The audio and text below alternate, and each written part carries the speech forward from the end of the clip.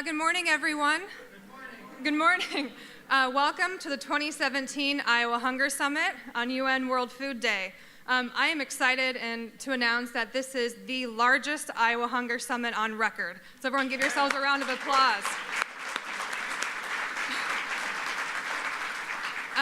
My name is Crystal Harris, and I am the director of the Iowa Hunger Summit. So when we talk about and describe this event, we talk about it as a platform and as a way to celebrate Iowa's successes in fighting hunger, and also decide on action steps on how we take fighting hunger to the next level in our state. And I think today, with the turnout, we have proved that Iowans are able and willing and eager to make that happen. So now I want to bring to the stage a man who has made, as part of his retirement gig, bringing the discussion on food insecurity to the local, national, and international discussion. Following a 32-year career at the State Department, he retired from the Foreign Service and sought to make the World Food Prize the Nobel Prize for Food and Agriculture. And I would say that he has done that. He has received many accolades for his work as president of the World Food Prize, including the American Farm Bureau Distinguished Service to Agriculture Award, the FFA Distinguished Service Citation, the Crop Science Society of America Presidential Award, the AFA Leadership in Agriculture Award, the Iowa Award, and most recently the George Washington Carver Award. So I'd like to welcome to the stage Ambassador Kenneth M. Quinn.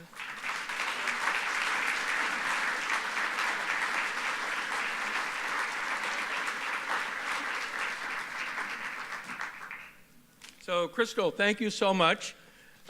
Crystal's paid very heavily to make introductions of me like that. And that Madeline, come up for a second, would you please? Madeline Goebel is the program manager of the Iowa Hunger Directory. So these two women have made all this happen. They have been working till midnight, 1 a.m. every day to do this. Would you please join me in thanking them?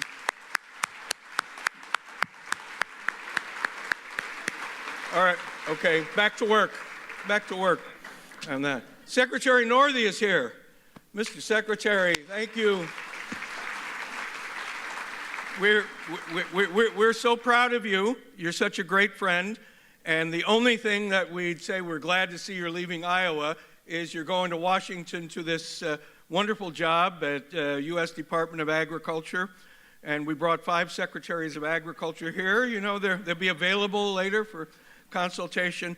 And I don't want to upset you or cause you any concern, but when I was nominated to be ambassador, there was some development in the Senate. All our names were put on hold, and we waited for 6 months to be confirmed. So that's probably not going to happen to you, but congratulations on that, Mr. Secretary. We're looking forward to continuing our relationship with you. So the Hunger Summit got started in 2006.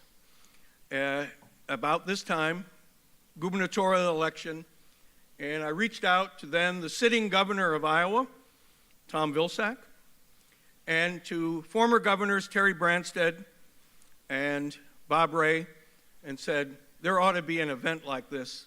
There ought to be a way we all come together once a year in Iowa about hunger. We do so much. There's so much more to be done. And they co-authored an op-ed calling for the creation of a hunger summit. They are the honorary co-chairs and co-founders. And in 2007, we had the first one. I brought a slide with me that I hope you can find. There it is, with Norman Borlaug there, and with then Governor Chet Culver, who was elected, 4 governors, bipartisan, and they're holding a proclamation of Norman Borlaug Day.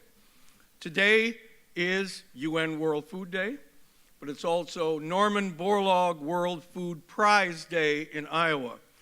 And that was also thanks to Governor Vilsack, who suggested it. There's only been 2 days of recognition ever enacted in Iowa for an individual, one for President Hoover, and one for Norman Borlaug and the World Food Prize. And so Norm, the other thing I want to share with you is that Norm was focused on hunger. Most people think of it as hunger about Mexico, India, Pakistan, but I spent 10 years working with Norm, and he told me the stories of how he saw hungry, homeless people on the streets of Minneapolis, no place to live, sleeping on the streets without food. And that was, till the day he passed away, what drove him. So it's hunger at home, hunger abroad. That's the theme of the World Food Prize. By the way, I'm so glad none of the secretaries are from University of Minnesota, because I always say it's, Norman Borlaug's only mistake in life was, yeah, right? Yeah, he should have gone to Iowa State or Northern Iowa. So the Hunger Summit's only possible because we have wonderful sponsors at the Iowa Farm Bureau and Farm Bureau Financial. Craig Hill is here. Craig, I want to thank you and invite you. Please come up to the stage and say a few words.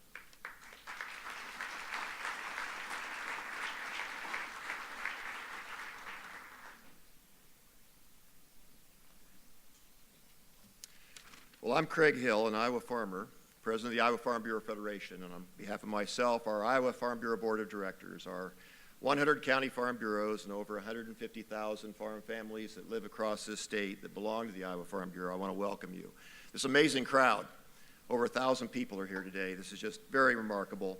An Ag Roundtable, an Iowa Hunger Summit, making new gains in attendance.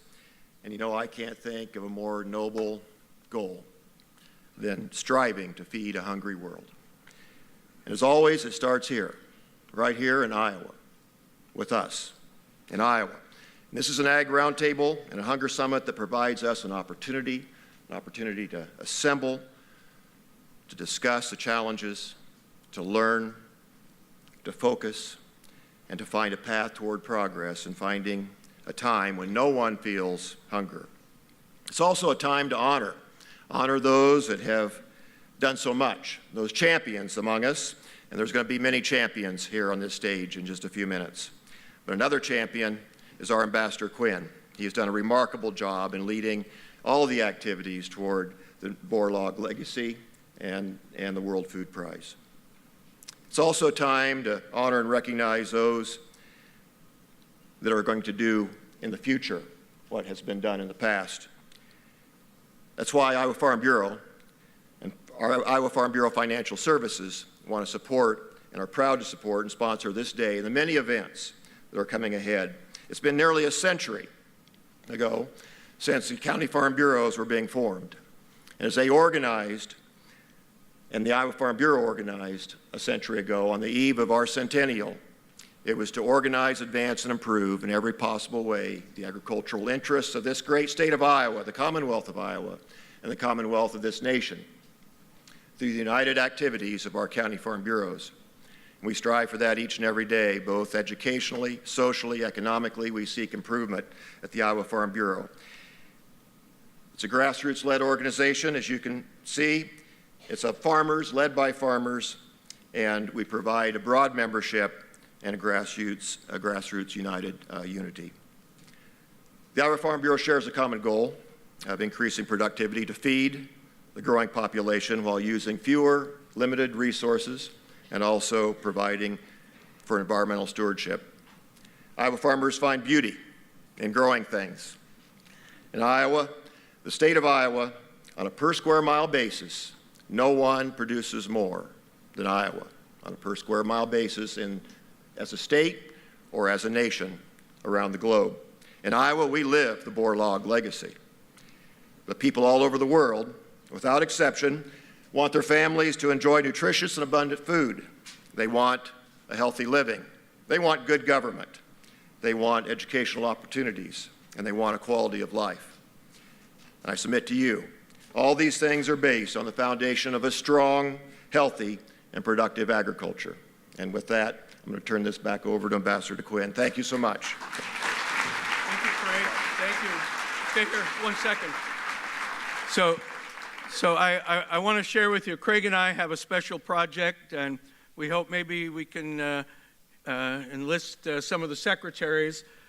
We both think there should be a monument to agriculture on the National Mall in Washington, D.C. So, Mr. Secretary, you're going to be our advance party there on this, but he and I are working on this. He's got a lot more years to go than I have, so but we're going to get that done. So thank you, Craig, so much for this.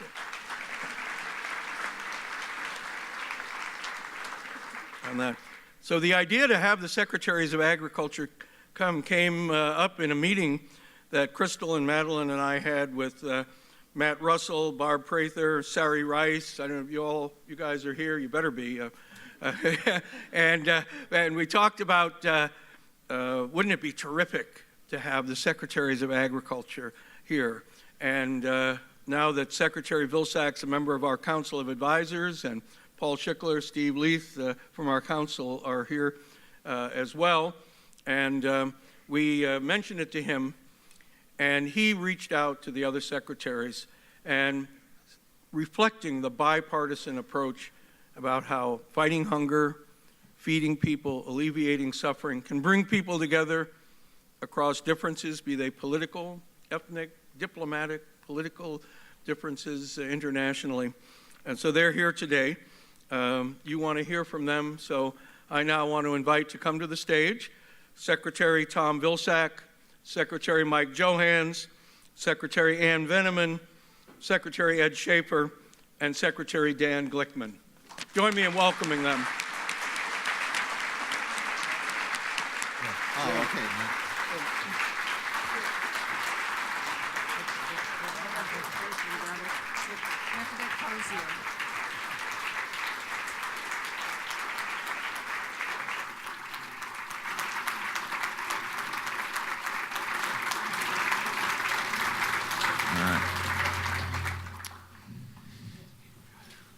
It's a great trick to get the standing ovation to last longer that you have the photo at the beginning. It's nice, very nice. I'm going to moderate today, and let me just, at the outset, express my appreciation to the 4 other secretaries who are here today. This is an incredible group of individuals. You've got former governors, you've got a former member of Congress, you have a former senator. You also have someone who is unique on this panel, which is Ann Veneman, one of the few people who actually worked in the USDA, at the USDA, before becoming secretary. I think in reviewing with her, you had just about every job at USDA. And so, Secretary Northey, if you want advice, she is the person to go to. All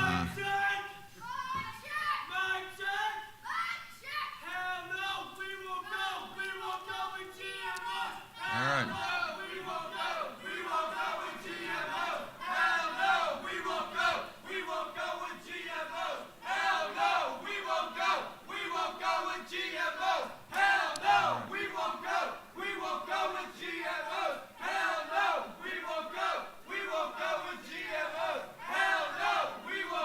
We're going to...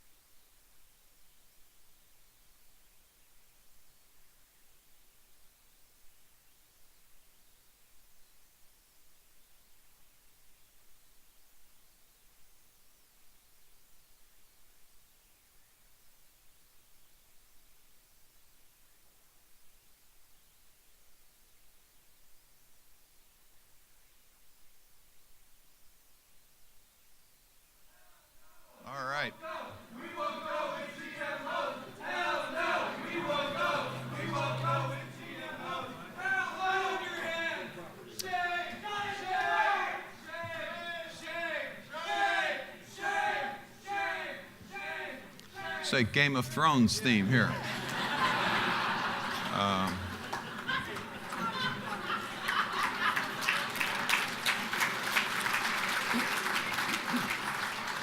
Ken, sit down and relax, man. This is a great thing about America. We're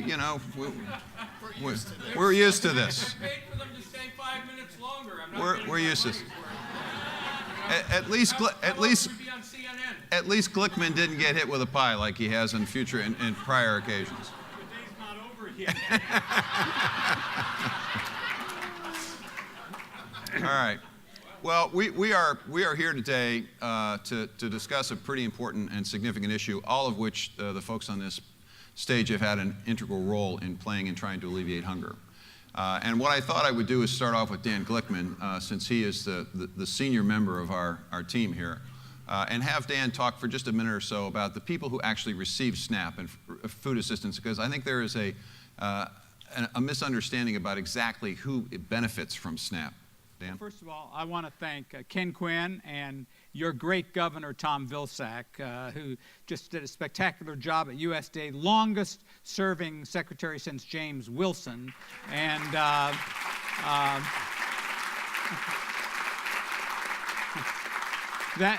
that meant another 8 years, and Mr. Trump didn't offer you the job, nor probably would you have accepted it anyway. But any event, thanks to Ken and Ken for his masterful leadership. I just got to digress for one moment.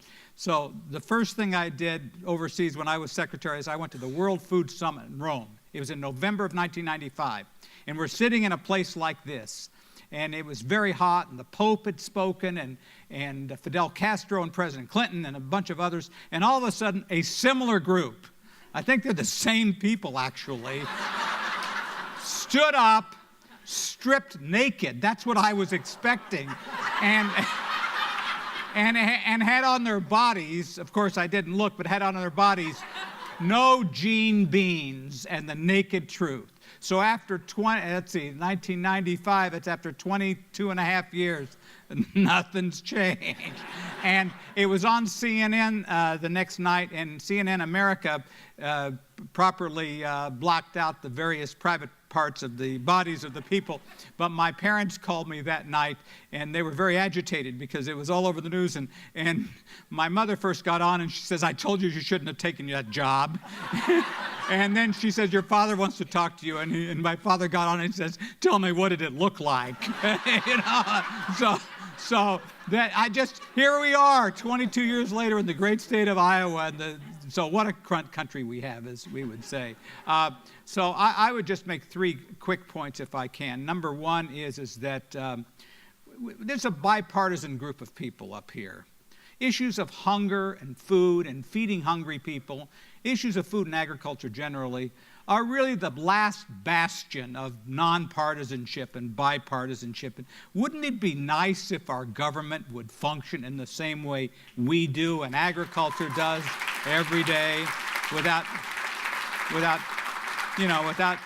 killing each other? And Ken's done a wonderful job of making, and you've had a great state secretary of agriculture, Bill Northey, here, who I've worked with, and so just the nonpartisanship, the bipartisanship of food and agriculture issues are very important. And even until today, the Congress is still very bipartisan when it comes to hunger issues and food issues generally. The other thing I would say is that if you look to number 2 is, with all of our imperfections in America, we have the most comprehensive food security program in the world in the United States of America, with our SNAP program and our WIC program and our summer feeding programs and our school feeding programs. I mean, this is something to be very proud of in America, that we are ahead of the game, and it's so much a part of our culture.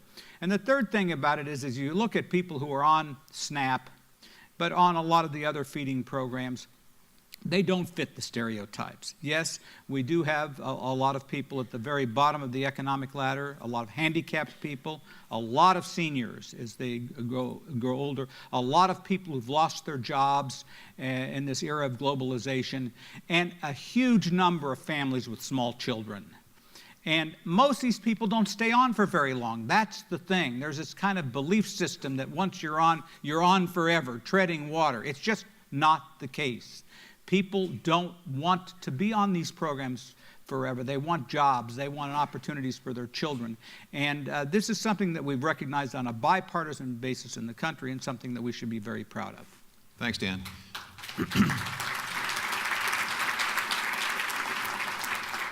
And I hope, being from California, you didn't take offense to Craig Hill's comment about us having per mile more food production than any other state. And I'll let you rebut that if you wish. But what I'm interested in coming from California, a tremendous producer of fruits and vegetables, as we look at SNAP families, as we look at the nutrition assistance programs, How satisfied are you with the mix of food that is available and that people are purchasing with these benefits? Yeah, I think this is a really important question, and I want to thank you also for inviting me, and Ambassador Quinn, thank you for hosting this great gathering. It's always great to be back in Iowa. And unfortunately, or fortunately, I should say, I didn't have any of those experiences when I went to the World Food Program in Rome, but it is always important to look at the global food situation in the context of our overall food situation. So, as Dan Glickman said, we have one of the most comprehensive systems in the world. We have the WIC program for infants and children and pregnant and lactating mothers, which is a very important program for small children and the development of children in this country. One of the things, I mean, I've dealt with hunger in the UN as head of UNICEF. I've dealt with hunger in the US as we oversaw all of these programs. And one of the things we know is that feeding small children, that your brain development is in that first 1,000 days, from conception to through the second year of life. And that can make such a difference in your overall development, which impacts your ability to learn in school and later earn as an adult. So that's one of the very important programs in addition to SNAP. We also have other programs, whether it's food banks and so forth at USDA, not to mention the school lunch and school breakfast programs. When I was at USDA, and I left in early 2005 and then went to the UN, the feeding programs were about 50% of the USDA budget. Today, I think they're over 70%, maybe even more. And I think that shows the growth of these programs and the importance of these programs. So while we really prescribe the kind of foods you can get, it's a truly nutrition program in the WIC program, we don't in the SNAP program. And more people are saying, why can you buy anything you want in the SNAP program? Shouldn't we limit the kinds of things you can buy, like sodas and so forth? Shouldn't you begin to look at the fact that obesity in this country is growing? Last week, the CDC put out new numbers on obesity. I mean, I was shocked. Adult obesity in this country is now 39.8%. That's almost 40% in 2016. In 1980, it was 15%. In 2000, it was 30.5%. And last week, the new numbers, 39.8%. Obesity, that's not overweight, that's obesity in this country of adults. So we're paying for this as taxpayers in Medicaid, in Medicare, for if people aren't putting the right food in their bodies, we're paying it in diseases such as heart disease, diabetes, all of the non-communicable diseases are much more prevalent where we have greater obesity. And I think we need to begin to say, if the government's going to be paying Medicaid, shouldn't we be looking at what we're putting in our bodies through the food stamp the SNAP program? We've changed it to the Supplemental Nutrition Assistance Program. We should be talking much more about nutrition and not just hunger, because nutrition is really the key word. Okay, and we are going to return to that topic, but I just want to give every member of the panel an opportunity. Mike, I want to turn to you. Knowing that you are closely related to the Lincoln, Nebraska Food Bank, and by closely related, I mean very closely related. Your son-in-law runs the place. Talk a little bit about not just the government programs, but the important role that food banks and pantries are playing in trying to address this issue. Yeah, I've got very positive feelings about the food bank, not just because actually it's my daughter is married to the son of a gentleman by the name of Scott Young. Some of you probably, I don't know if Scott is here, but Scott runs the Lincoln Food Bank. So we have that close family connection. But here's a thought I would offer. Certainly I could talk to you about the important role that food banks play and the gaps that they fill. And if there's anyone out there that really is kind of the broker of food into our system, you would look at pantries and you would look at food banks and say, hey, that's such an important role for them. All of you, I think, are aware of that. You have worked around food banks, you've worked around food pantries, and you've seen the evidence of what I've just said. But I want to offer another thought, and this actually comes from a conversation that I had with Scott, my wife Stephanie and I had with Scott many months ago. We were sitting with him in his office, and we were talking about poverty. And we were talking about food insecurity and all of the things that kind of come from a family that is impoverished or an individual that is impoverished. And what's the dynamic there?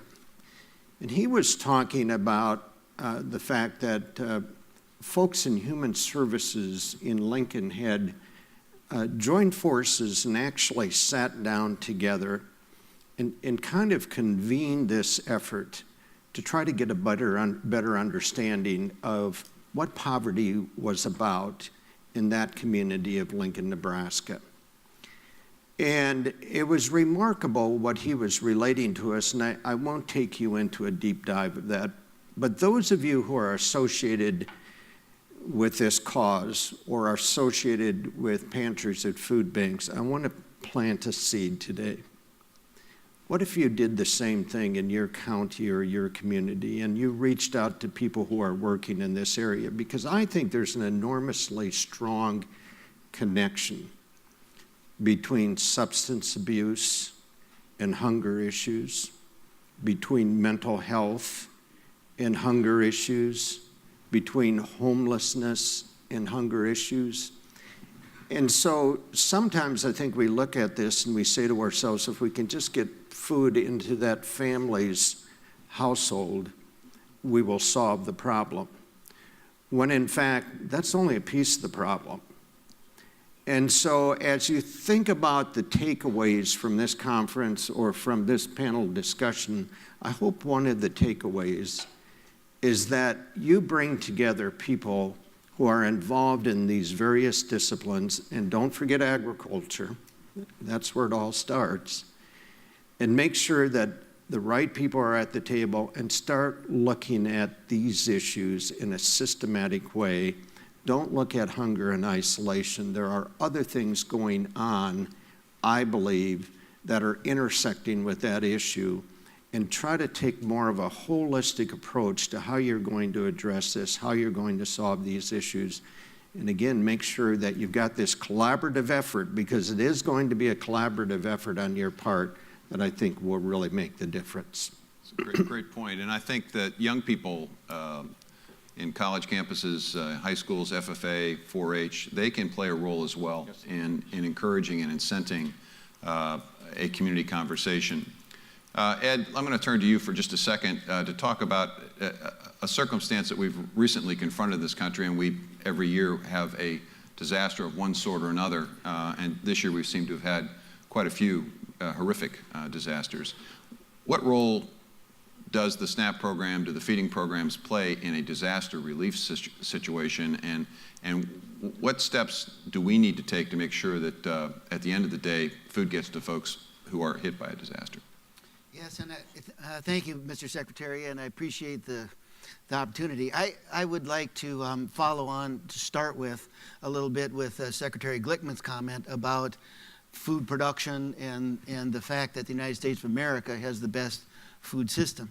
You know, a billion people are undernourished in the world. You know, 5 million kids die every year because they don't have enough to eat in the world. And it really is the United States of America food production that provides nutrition for the world. we do agriculture provides enough nutrition, over 3,000 calories per person per day, to keep people nourished. And yet, we don't get it done. And it's a distribution issue or political issues, various government issues that put in place. But the point is that it isn't the production. We can argue about whether California or Iowa has the best production, but it isn't a production issue. You know, these are policy issues, these are directional issues.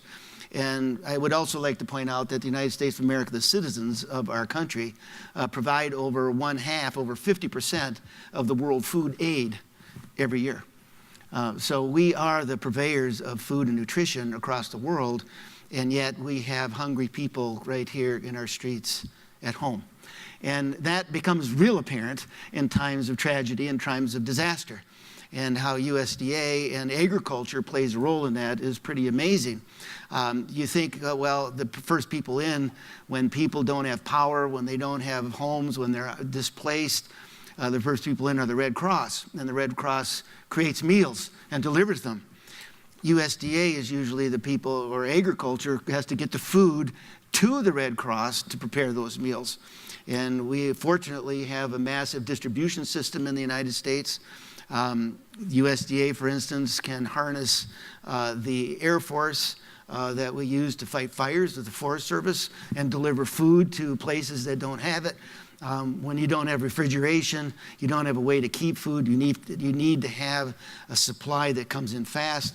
And you have people that are impacted that just have no ability to gain food, to do, and they aren't necessarily income levels. They're all levels, they're all education levels, they're all people who are displaced and gone. And really it is agriculture then that comes in, and especially the United States Department of Agriculture, where you can stage water, stage food, make sure that it's delivered to people who need it. And again, it's an example of how to provide nutrition and healing to people by agriculture and the food that we produce. Mike? Ed's comments are so on target, and there's one other thing I wanted to mention. Actually, the Secretary of Agriculture has the power to change the rules for the SNAP program in a disaster situation so people qualify. And you're 100% right. You tend to think of, you know, are the people restoring electricity, et cetera, but probably the first people into a community to try to get things stabilized would be USDA people in some form or fashion. It's amazing the power that the Secretary of Agriculture has in dealing with disasters. It's just remarkable. So I want to take Ann's point, which I think is a potentially contentious one, and get the reaction of the panel. Ann, you know that when you confront poverty advocates, they will essentially indicate to you that there's a concern about the notion of restricting SNAP because it could potentially stigmatize, and we're trying to get away from that notion of stigmatizing people with the program. So is it realistic, to the panel, is it realistic to restructure SNAP in a way that would prevent people from using SNAP benefits for certain items? And if so, where would you start and how would you do it? Don't all speak at once, guys. Well, it's open to the panel. Let me... Well, okay. This is a really complicated issue, and as H.L. Mencken once said, for every complicated problem, there is a simple and a wrong solution. Okay. This is a program that provides nutritious food, but also was historically based on getting quantities of food, because when people are hungry and starving, it was calories that you needed to put in your stomach. And then the nature of the calories kind of took a second place historically. And, you know, over the years, through marketing on television and through other things, we see a lot of people, SNAP and non-SNAP recipients, eating a lot of calorie-dense foods, often advertised on television in very glorified ways. And the second factor is that we have the highest, fastest growing part of our federal budget is health care. Medicare and Medicaid are the fastest growing parts of our budget. A lot of it's because we're getting older and living longer, thank goodness. But a lot of it is because as we get older or live longer or are poor, we get diseases. Often these are chronic diseases. Often they're diseases caused by factors like eating the wrong foods, not having enough exercise, and environmental factors as well. And so it's type 2 diabetes, it's heart disease, it's arthritis, it's cardiac problems, and that kind of thing. And we're finding more and more of that in children and all through the society. So one of the discussion points is, while the WIC program does have a prescribed food group that you can use for pregnant women and infants, the SNAP program, with rare exceptions, doesn't restrict food purchases. And there are a lot of reasons why. The retailers haven't wanted to do it. The anti-hunger communities have been worried that it stigmatizes people who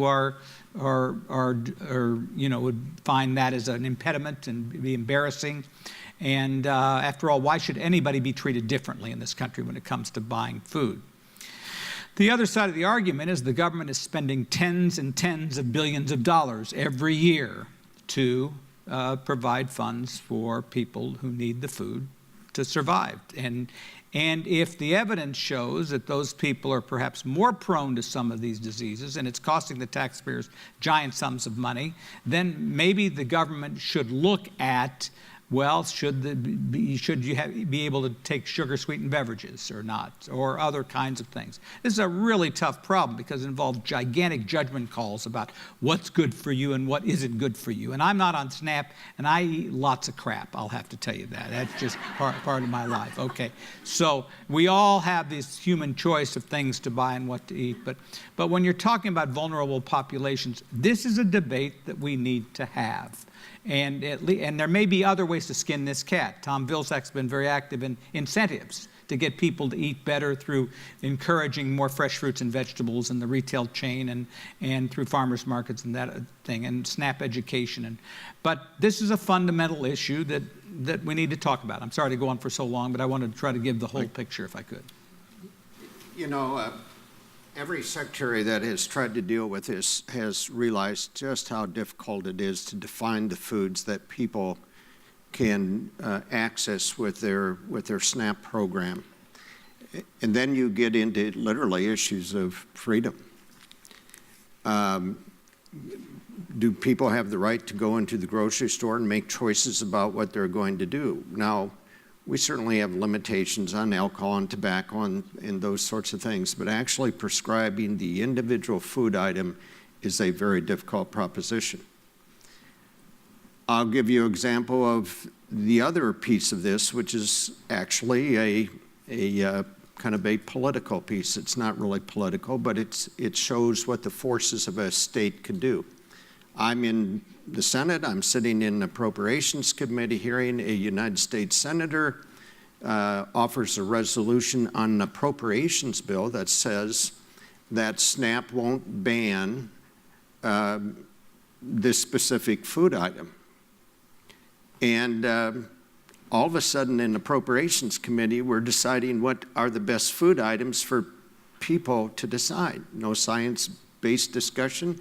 It's just the reality is, in that senator's home state, they grew this specific food item in abundance, and they want to make sure that there's a market for that. That would be like saying, well, you can't overdo it with pork. I would guess Chuck Grassley would have a few things to say about that.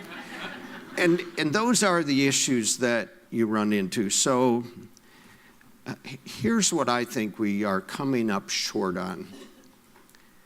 I think we're coming up short on educating people as to what good food choices are. And that's always kind of the last thing you talk about in the budget process or at the Ag Committee hearing is there any money left over to do some pilot education programs? And so you scrape together a few dollars on a nationwide program that quite honestly doesn't go far enough.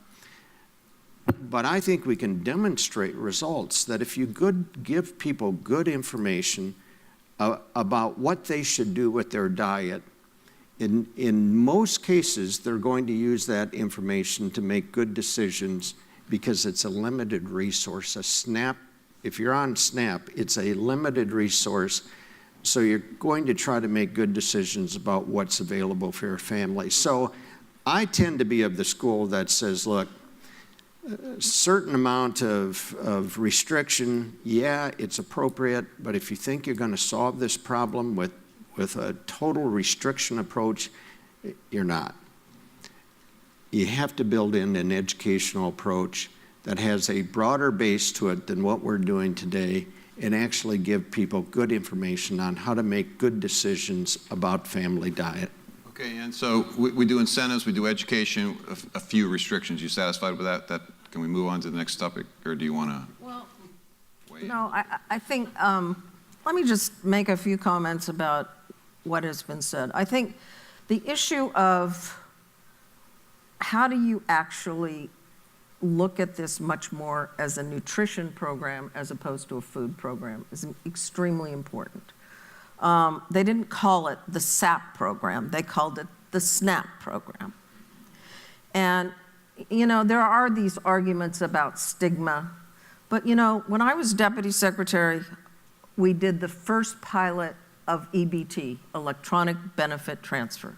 Today, it's all credit card based. You don't know if anybody's, you don't see the stamps come out anymore. There's no stigma of that anymore. They talk about stigma, well, you'd have to separate your product. Well, you do that anyway. Most people that go to the grocery store buy other items, like toothpaste, like toilet paper, things you can't, that you separate out anyway. So this, and clearly it happens with WIC. You can limit the amount, the kinds of food. We do it in the WIC program. Now, I think one of the issues that I hear, and I've sat down with hunger advocates and said, why is it that you're so opposed? And one of the things is there is a strong concern, and I think this is a valid concern, that if you cut what you can buy, they're going to cut the budget. I think we ought to just have it on the table, no budget cut, if you have restriction. So the question is, where do you start? And I think you start by, because this is so politically charged, you're not going to make huge changes in the Farm Bill this year on this. But I think it is time to start with some pilot programs.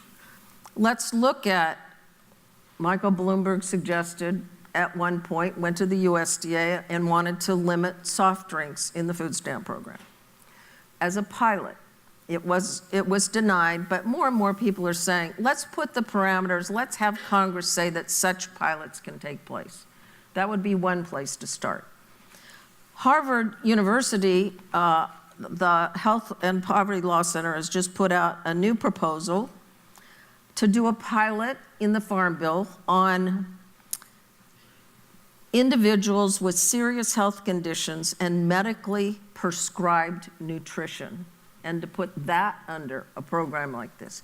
Because so many people, one of the things we know is that obesity actually corresponds with poverty as well. There's higher obesity rates, and therefore you have higher non-communicable disease rates, whether it's diabetes or heart disease or whatever.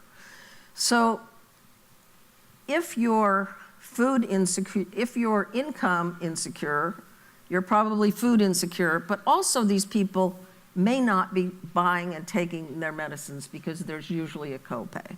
So there is this big push now to potentially create a pilot for actual medical nutrition for people who have some of these conditions. And they actually will, in many cases, correspond with those in need. So I think that's the kind of thing we also need to look at. I couldn't agree more on the education side, but I think we have to admit that one of the things that's happened in this country is people no longer know how to prepare food. People don't know how to cook anymore. I don't know how many of you saw the Jamie Oliver segment where he went into the home and started pulling out all of the things out of the freezer, all all prepared foods in the freezer, all of which were very high caloric. And he said, don't you overcook your family vegetables? No frozen vegetables in there. She goes, I don't know how to cook. And the whole family was over 300 pounds. I mean, including the kids. It was, But that's the kind of thing we also have to recognize, is people don't understand not only just what good nutrition is, but how to prepare it. And, you know, so we need massive education on good nutrition. We've seen now, and I think the other thing that's going on is we see now a big effort on taxes on soft drinks. We have 2 or 3 places in California where we have it now. Mexico did it countrywide. And they've seen the consumption go down, probably not so much from the tax itself as from the fact that there's been so much publicity around why you shouldn't be drinking it. So yesterday, I think it was yesterday or the day before, we saw Chicago fail. They agreed not to put it into the city council. So there's an article in the New York Times this morning that I looked at.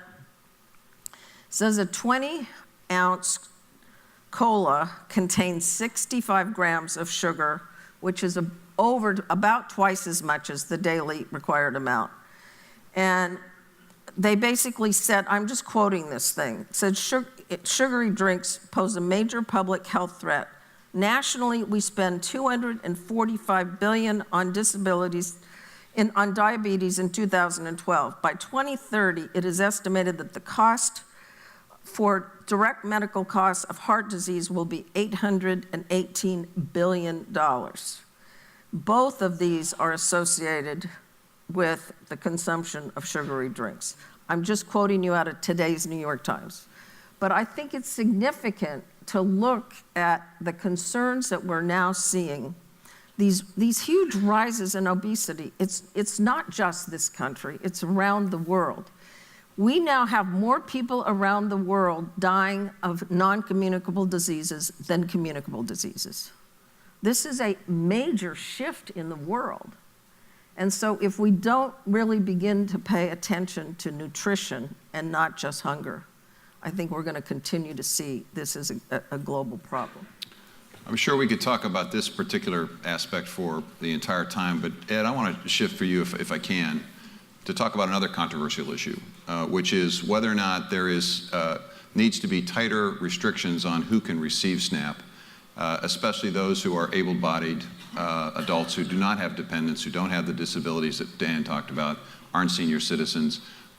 Tell us a little bit about that issue, and from your perspective as a former governor responsible for administering the program, and what the challenges and difficulties might be in trying to further restrict access to SNAP for able-bodied adults without dependents.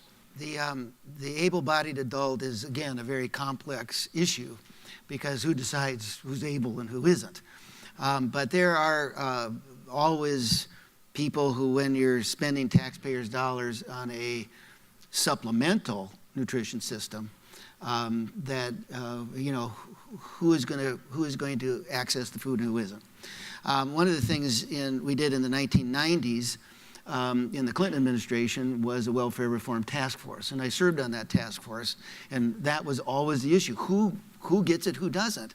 And one of the ways we sorted out that reform effort was to say there probably are 3 groups of people who are recipients of welfare programs, and especially food and nutrition programs.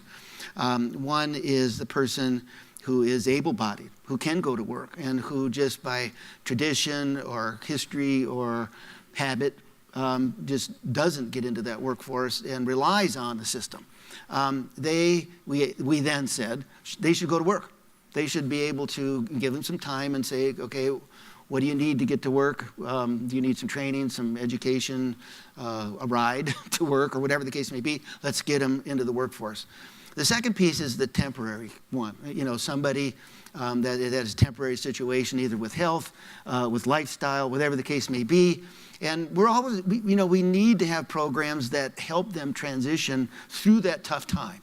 And that's important. And the third thing is there are people who from birth issues, from physical issues, mental issues, illnesses, diseases, that we always will need to provide that nutrition for. So we tried to sort it out in that 3 different ways.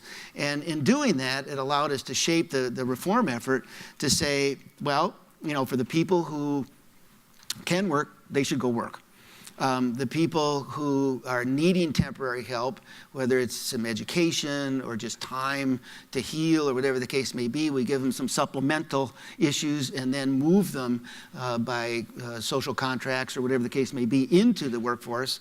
And then we have to make sure that we fully understand, separate funding for those who always need it. So that was kind of the way we did it in the 90s. I think we're still facing that today. One of the efforts that came out of that was a work requirement. We had to have a work requirement, at least seeking a job or finding a job to get the benefits. I think that effort was relaxed in the previous administration, or in the last few years. That effort's been relaxed. But importantly, I think for the taxpayers part of this, to efficiently segregate is not the right word, I apologize, but to officially find those people and get them who are capable, and making sure we take care of those who are not. So we're going to go to Dan and then Mike, and then I've got a comment. Dan. Well, a couple things. I was in Congress so long ago that I was involved in the 1977 authorization of the Food Stamp Act. Many of you weren't even born then, but let me tell you a little bit about it. It used to be that you had to buy your food stamps. You didn't get them. You had to pay for them. So you might get $100 worth of food stamps, but you had to pay $40 for that. That was called the purchase requirement, and we got rid of that.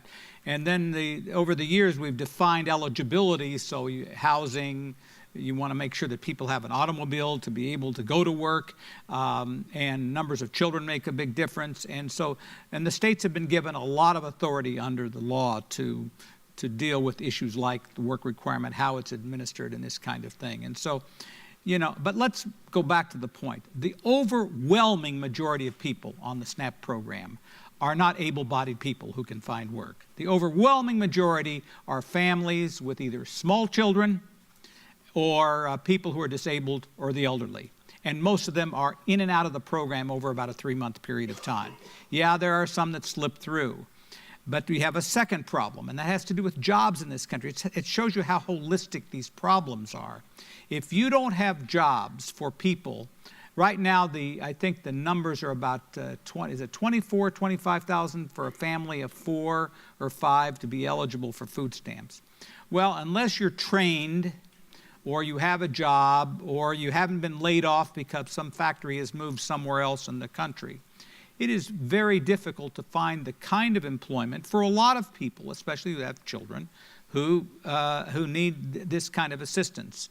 There's a movie I saw fairly recently. It's called The Florida Project. It's going to come out soon. It shows you about a woman who lives in the housing projects in Florida with their children. It's just an awful case of what can happen to people whose lives totally disintegrate. And if it weren't for the feeding programs, they would be gone. So I guess my bottom line in all this stuff is that, yes, able-bodied people ought to work if they can find jobs and if they can find training, and if they're not disincentivized by getting that training and not being able to get the assistance during the process.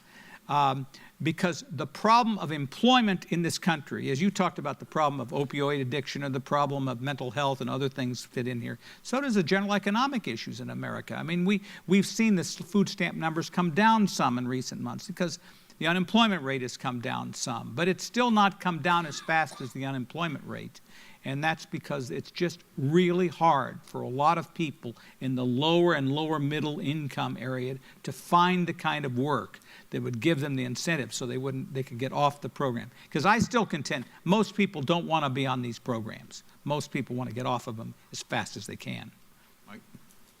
Dan's point is a good one. If you sift through the data on the SNAP program, you'll see that once you identify the disabled, elderly, families with children, That's about 70% of the program. So you have about 30%, still many millions of people who don't have dependents. They are able-bodied, whatever that means.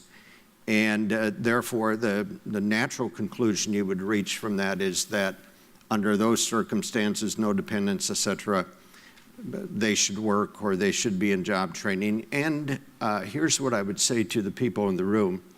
This one is important to pay attention to because I do see this as a growing debate, what to do with the able-bodied people who are receiving SNAP benefits. I do think this will be a point of discussion as we start looking at the next farm bill and policymakers start sorting through what that next farm bill will look like. And I do think you're going to see more and more pressure to put additional work requirements or training requirements or whatever on this. The point I wanted to make, and it kind of brings you back to a takeaway that I offered in my first comments. This is a significant opportunity at the local level, the county level, the community level, to bring people together and ask yourselves the question, what's going on in our community that we have able-bodied people that for whatever reason ended up on SNAP? And Dan, I don't disagree with you. I don't think people are looking typically for a way to get on the system. I think they're looking for a way to get off and become independent. But here's the problem. You have people who are able-bodied, and can they make it all work on minimum wage? And the answer to that is probably not. It's just not enough to go to cover things.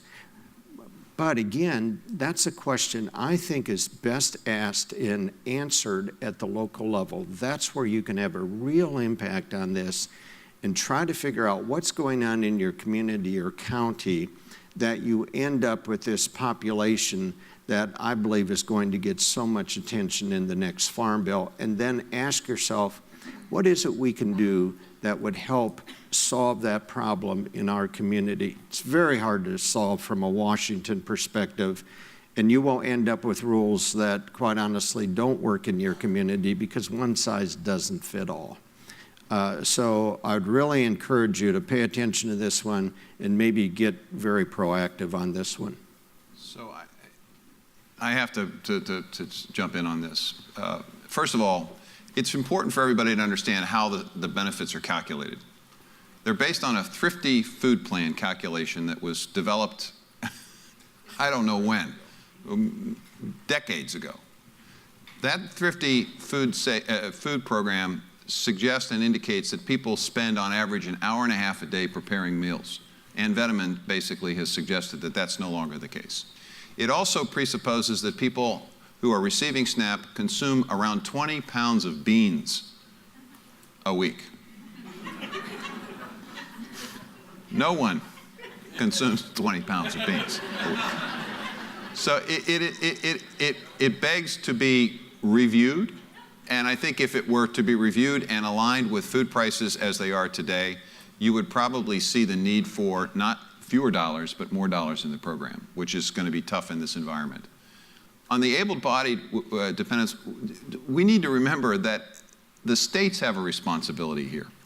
And sometimes this is forgotten. People think that this program is administered by the federal government and the federal government alone. That is not the case.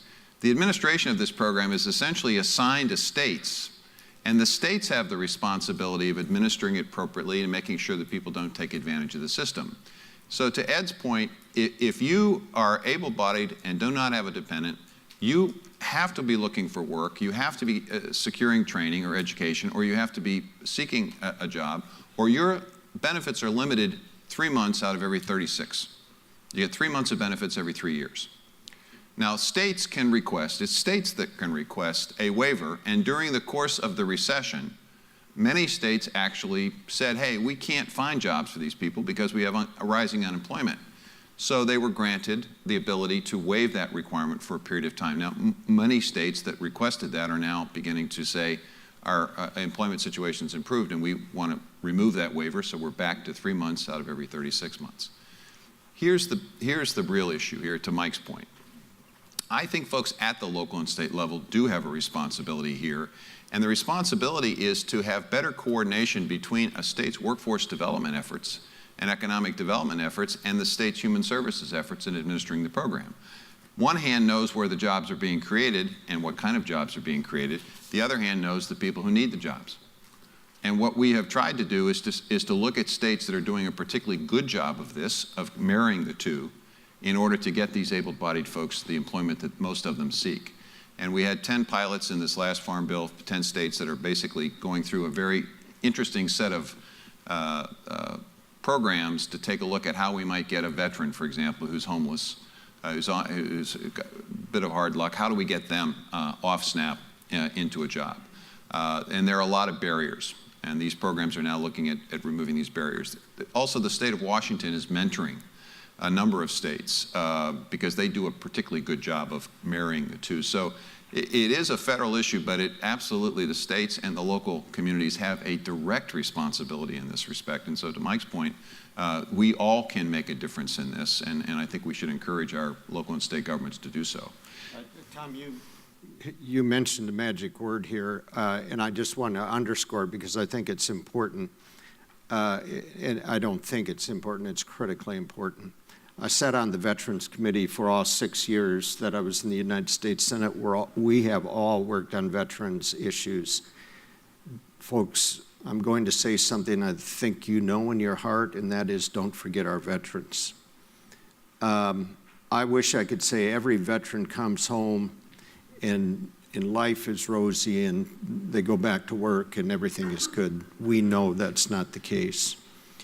And whatever we can do to help veterans, I just think whether it's Iowa or Nebraska or California, whoever, put that at the top of your list. Because, boy, there's just too many young men and women who come home and the world is just a very, very difficult place for them. And after the service that they've provided, I just think we owe it to them to make sure that whatever you're doing at the state and local level, as Tom and I have suggested, that you've got veterans right there front and center because they need that help. Sure. Unrelated, it goes back to what your point about coordination and a little bit to Ann's point. The medical profession is absent without leave in this issue of nutrition because virtually none of them are trained in nutrition, or they don't get compensated for helping people here. And it's not just doctors, it's healthcare providers, it's nutritionists, it's dietitians. So in the same way that you're talking about coordinating locally with, a lot of people can actually improve their health and become more productive citizens and get into the workforce again if there were also coordination with whether it's the Iowa Medical Association or whether it's or a variety of healthcare providers. And it is like stovepipe like you couldn't believe. I've talked to my doctor about, do you talk to your people about what they ought to be eating? And he says, no, I don't have time to do that. It's not in my bailiwick. So this whole issue of coordination, you've talked about it in employment, in veterans, it's also true on the health side. Two topics, either one pick that you'd like to talk about, and we've got about 24 minutes left. We want to leave a few minutes for a question or two from the audience. One of two topics, food waste and its impact on hunger, or the private sector's responsibility in terms of food deserts, convenience stores, adequately stocking the kinds of fruits and vegetables and so forth we've talked about. Either one of those topics. Anybody want to take either one of them? Ann? Yeah, I think the issue of food waste is a huge one. You know, the estimates vary, but around the world, you know, the estimates are somewhere between 30 to 40% of waste. In the developing world, it's more about storage, insect infestations, and so forth. In the developed world where we live, it is much more about food waste from restaurants, from grocery stores, product that's left in the field. This is an issue that I think is growing in importance. There's a number of startups that are really focusing now on food waste. So I'm working with a couple of them. One's called Full Harvest, which is working with farmers to get the product that's left in the field that doesn't meet grade, tying them in with people that are making, juice or baby food or other things that it's going to process the fruit or vegetable. That's one way to attack it. There's another one called Ugly Produce that's working on a similar thing, that's getting it out there into the farmers market, grocery stores, and so forth. Because we have, through these marketing orders, we really restrict the kind of thing you can actually put in the grocery stores, so that the grocery stores have this, this similarity of quality. I'm also working with a little startup organization that's taking the waste out of grocery stores. So it's the meat trimmings, it is the expired produce, and some, mostly not processed product, but some of that. And it runs it through an enzyme process that's much like what your stomach does, and it processes into organic fertilizer to be sold back to the farmers. And they're also processing it into animal feed for pork and poultry primarily at this point. But there is a lot going on in this space now. Also in the developing world, there's a lot of people that are developing new storage systems that are low cost and yet very highly effective to address the issue of food waste. So I think this is an issue that deserves a lot of attention. When you're looking at 30 to 40% of our food that's wasted, plus the environmental impacts of the food that has been going into the landfill, it puts off different gases. I mean, there is an environmental impact to all of this as well. For those, Ann's points are so on target. For those of you who are interested in the international piece of this, I think every secretary up here has been to parts of the world, Africa comes to mind, but there's other parts of the world where we're doing some pretty good things with production. We're working with local farmers, and whether it's the Gates Foundation or whoever, they're improving production. And so you can see progress there. Where the progress has been much, much more difficult, it's how do you get that food from there to there, where it can be consumed, et cetera. And that one is really complicated. It's refrigeration, it's roads, it's infrastructure, it's all of the things that you can possibly imagine that go into bringing that food from field to somebody who can use it. And so consequently, you end up with this massive amount of waste.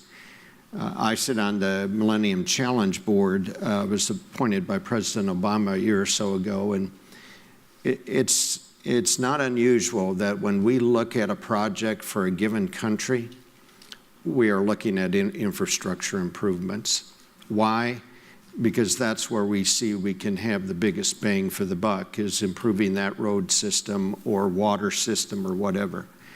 So I just think those issues are critical to address. That's what's going to be a very important key to developing a systematic approach to dealing with hunger on a more worldwide basis versus a localized basis. Ed, Dan, either one of you? Two things. With modern computers and technology and smartphones, one of the problems is retailers and merchandisers are able to do just-in-time inventories much better than they ever used to.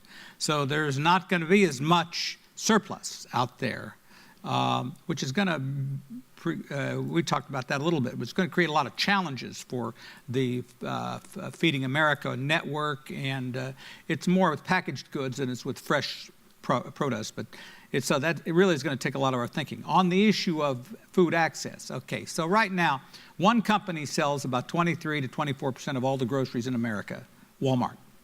Now, it may be that Amazon equals Walmart within 10 years, who knows? And I don't know if they're going to put up Whole Foods in distressed areas of this country. But I suspect with social responsibility, with the use of smartphones, and with the empowerment of consumers, we're going to just have to prevail on the private sector working with communities to do a lot more to get fresh fruits and vegetables and healthier produce, dairy products, into markets all over the country. It's beginning to happen, actually, in smaller communities. And but the fact is, this business is changing rapidly. The whole delivery of food, the supermarket chains of the future. 20 years from now, we may not even have supermarkets anymore. You may order everything online. Everybody, and that's one of the great equalizers. Almost everybody is into the social media world, rich, poor, and in between. The question is, what can that world do to help the problem you just raised? Everybody connected to the internet in North Dakota and remote areas, so that's not going to be a problem. Amazon's going to come out to remote areas in Iowa and North Dakota. We have good roads and they can deliver it, and you can get on the internet and they can buy it. and drones to deliver it too. I'd like to go back to one thing about the jobs issue and the nutrition programs. We're talking about North Dakota, my home state, and we have the lowest unemployment rate in the nation, and we have thousands and thousands of jobs available. And the point isn't, in our state today, creating jobs. The jobs are there. The point is getting people into those jobs. And I think that the food stamp program, that has a very well-developed system of evaluating people and incomes and things like that, I think we can use that SNAP program to figure out those barriers of going to work. And we don't do a good enough job about that today. And often it is training or some education. Sometimes it's just transportation. Sometimes it's just habit, and you can have mentorship programs and internship programs to get people into the habit of working. We have so many barriers for people to actually take those jobs, and we just overlook that. I think we can use the program that we have to help identify those people, identify the solutions. Okay, just one more quick, and then I'll stop and we'll talk ever again, at least for the time being. That's promised. Okay. Under your leadership in the department, and the Congress has done this, the production of farm products is becoming a lot more flexible. It used to be you couldn't grow apples if you had a wheat base. You were prohibited from doing that. You couldn't grow strawberries because the folks in California wouldn't let you do it. And if you did it, you'd lose your entire base of wheat or corn or cotton. Now, with changes in the risk management system, we're beginning to be able to produce a lot more products nationally. That should provide some benefits, hopefully. Okay, we're going to open this up, but I want just a very quick response from the panel. Do you think it's a good idea to divide and separate the nutrition programs from the farm support programs? Yes or no on a farm bill, future farm bill? No. No. No. Okay, that's unanimous.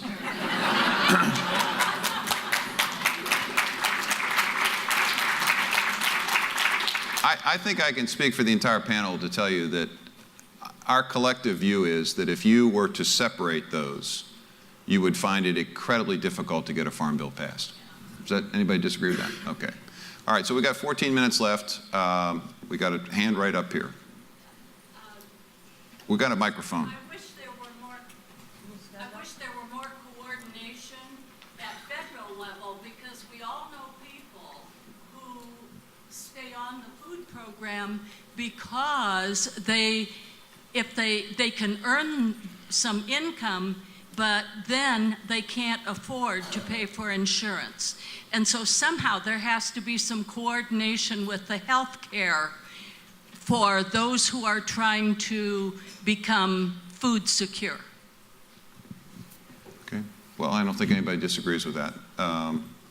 Obviously, that gets into a very contentious set of issues today over the Affordable Care Act and its future, and whether or not there's going to be that coordination. But again, there are opportunities, I think, for state and local governments to come up with ideas about how better to coordinate. I mean, not all these ideas, most of the good ideas, in my view, generate from the bottom up, and usually the top down doesn't work particularly well. So that's another opportunity, I think, for the local and state folks to get engaged in this debate to see if there is a way in which you better coordinate. Well, just a second. Somebody's going to give you a microphone, and whoever has the microphone gets to ask the question. There we go. So everybody can hear it. Thanks for your input this morning. How can policies change the food environment, and can we learn something from the changes that have taken place with smoking? There's been massive advances there in reduction of smoking through policy and taxes. Well, yes. First of all, the insurance industry was very involved in that whole issue. So yeah, the states got involved, and the federal government got involved in terms of who could smoke and reducing the age, increasing the age level. Now some stores won't even sell cigarettes at all. CVS is one. The insurance industry had a lot to do with it because they found that if you smoked, you wouldn't live as long.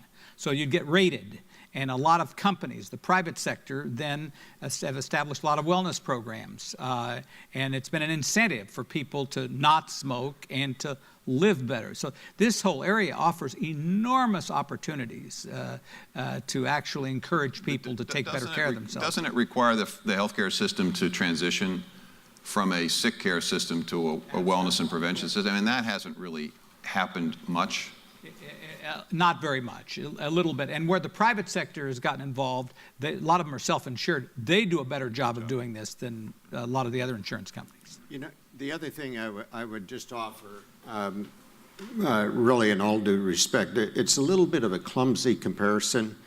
You know, I smoked at one point in my life and came to the realization I wasn't going to live very long if I continued to smoke. It wasn't, hey, Mike, you can get by smoking 12 cigarettes a day versus 20 or 40 or 60. It was an either-or proposition. You quit or you don't quit. You don't have that kind of human choice with nutrition. You're going to eat, and there are certain foods we grew up with that we probably enjoy, and so it's just a much more complex human dynamic. Well, it is on this access issue. I mean, the reality is we have food deserts. The reality is that in many remote areas today, they're serviced by convenience stores that have very limited choice. And the reality is that we need to do more education in terms of cooking and preparing meals and getting back to that day when you know, you had 3 square meals. We tried to do this with the My Plate. Frankly, when I became secretary, we had the food pyramid. You all had the food pyramid. I literally tried to understand that food pyramid because I figured I'd get asked about it. It just couldn't, it didn't get through my head. All understood it very well. I know. The food plate. Okay. So we developed the My Plate, and I get the My Plate, you know, half fruits and vegetables, the other half carbs and protein, a little dairy on the side. That made sense to me. And I think it's an education process, and it's a marketing issue as well.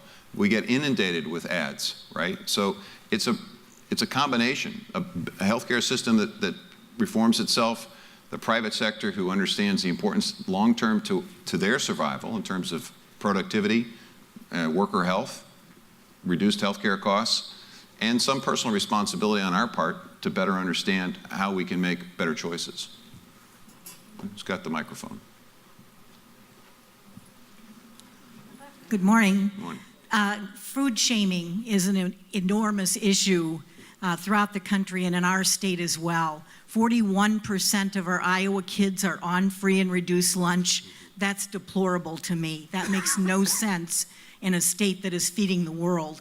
So what would you suggest in terms of solutions to address this food shaming that is occurring in our schools, where kids are actually having trays taken away from them? They are made to feel different because they are on free and reduced lunch. What are your suggestions? What has worked in other places? We've been looking at free lunch for all, which some cities have adopted. Is that working? And then how do we make that quality of school lunch better?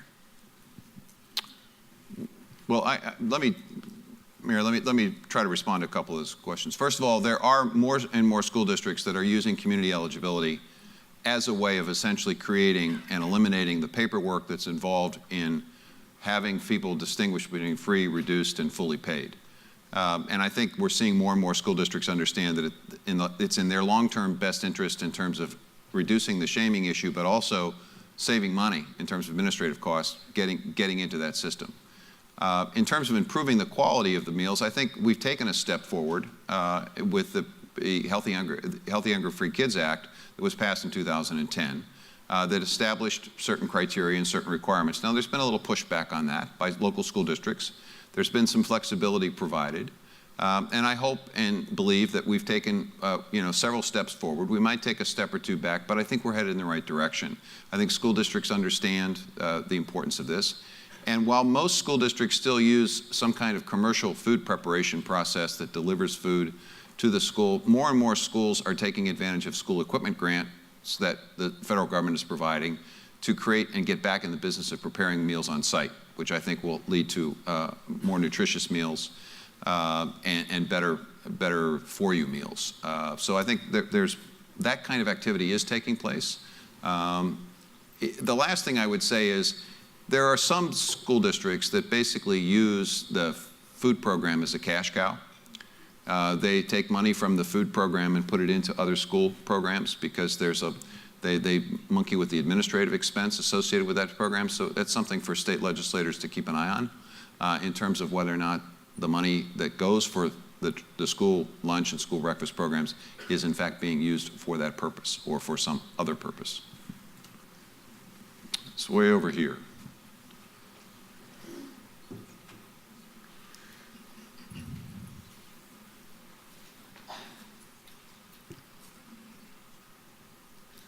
So how about when people start drinking like soda and Pepsi and all those sugary drinks, how are we going to get people to stop drinking them? Because usually when they start, they become addicted to just start buying them on and off and on and off and for forever. And how are we going to get those people to stop buying those sugary drinks? Well, as I indicated earlier, there are a number of cities who have passed local ordinances.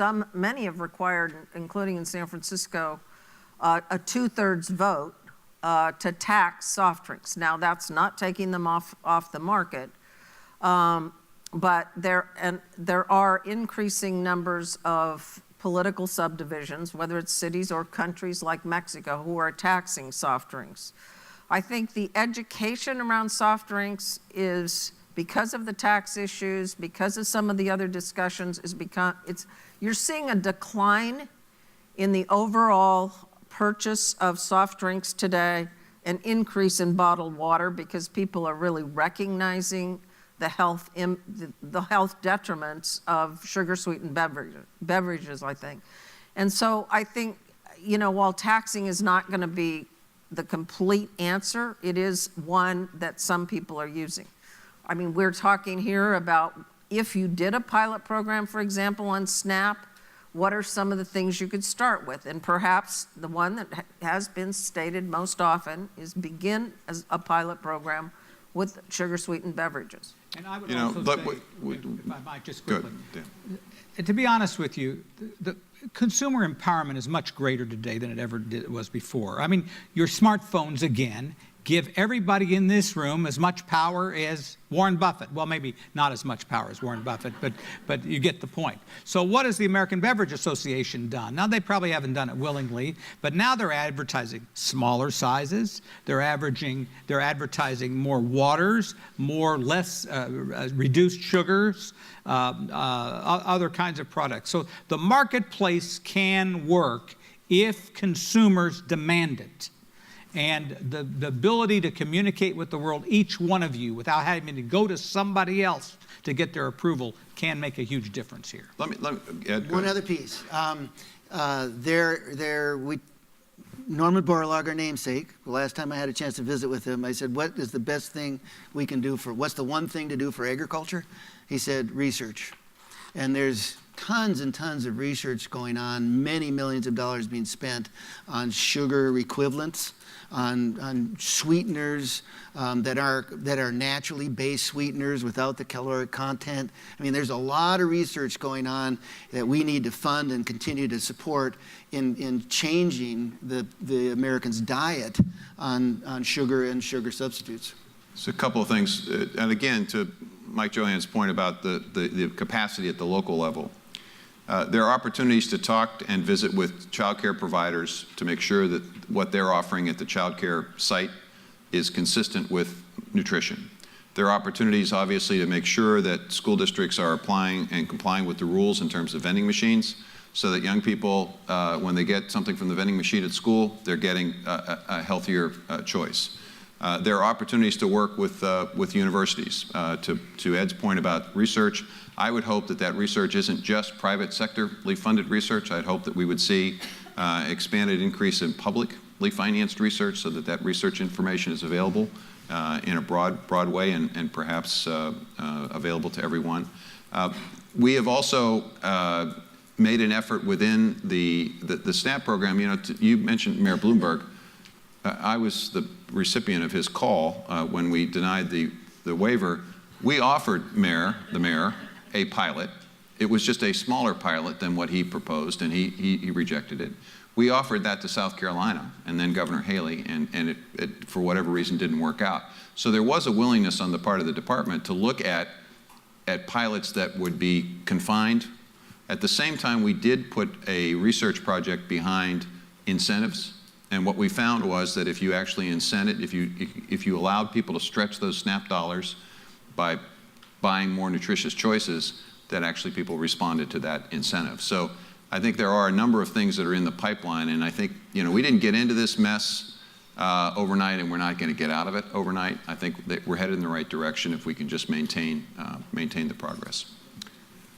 So we've got time for perhaps one more. Done? Ariane? Okay. I'd like to ask a question about agricultural diversity. Iowa produces corn, soybeans, and alfalfa primarily. We import $16 billion worth of food into the state, which is absurd.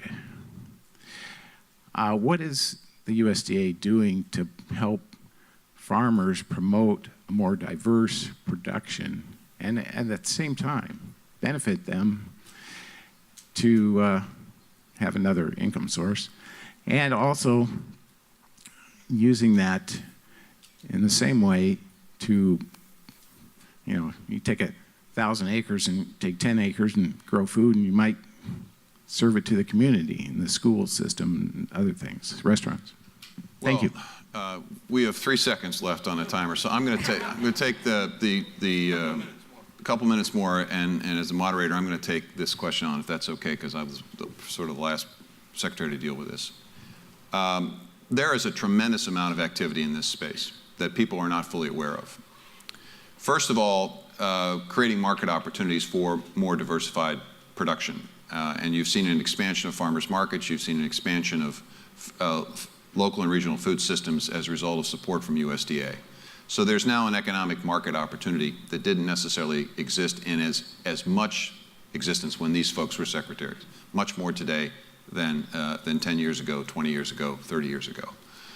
Secondly, we've looked at risk management. Dan Glickman mentioned this. It may seem like a fairly technical thing, but the reality is corn, soybean producers have crop insurance. Mother Nature doesn't cooperate. You don't lose the farm necessarily if you've got adequate crop insurance. Those specialty crop producers didn't have the benefit of risk management tools in the same way that commodity products did. Today, that's not the case. We've expanded significantly the number of crop insurance and risk management tools now available to specialty crop producers. So creating additional markets, additional risk management tools, more research, a substantial amount of research money dedicated to organic production in the last Farm Bill, $100 million research initiative. So there's more research. And also making sure that we see conservation as a crop, in a sense, encouraging ecosystem markets and the development of more conservation practices on farm. So, I mean, there's a multitude of things that are going on. We also created the Farm to School program, where we encourage school districts with $5 million, $6 million in grants to look at ways in which they could purchase more locally. And we saw thousands of schools now get involved in trying to figure out what is grown in their vicinity and be able to create sort of standard contracts so that people can make it more easier to purchase locally. So there's a tremendous amount of activity in this space. And I think the last thing I would say is, with the establishment of climate hubs that's looking at the vulnerability of every single part of this country in terms of agricultural production and forestry, if people think that what we're growing today will continue to grow in the same places, in the same quantity, with the same methods 20 years from now, 30 years from now, they just simply don't know what's going to happen here. There's going to be a change in weather variability and weather patterns, intensity of weather, that is going to impact and affect. In some cases, you won't be able to grow the crops that you're growing today. In some cases, you'll be able to grow more because you'll have double or triple growing seasons. I mean, there's going to be significant change. And I think the key here for the future of agriculture is diversity, not just in crop production and in methods, but also in producers and in size of operations, so that we have opportunities for both big and small, for men and women, for people of color, and more opportunities for growing and conservation practices. And I think that's all happening within the USDA programs today. And on that note, Ken's going to come up.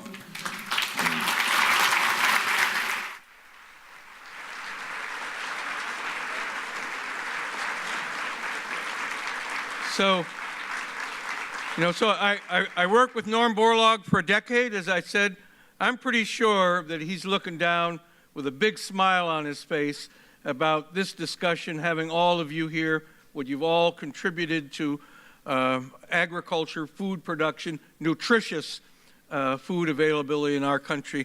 Let's have another round of applause, please, for the secretaries. What a great way to start World Food Prize Week.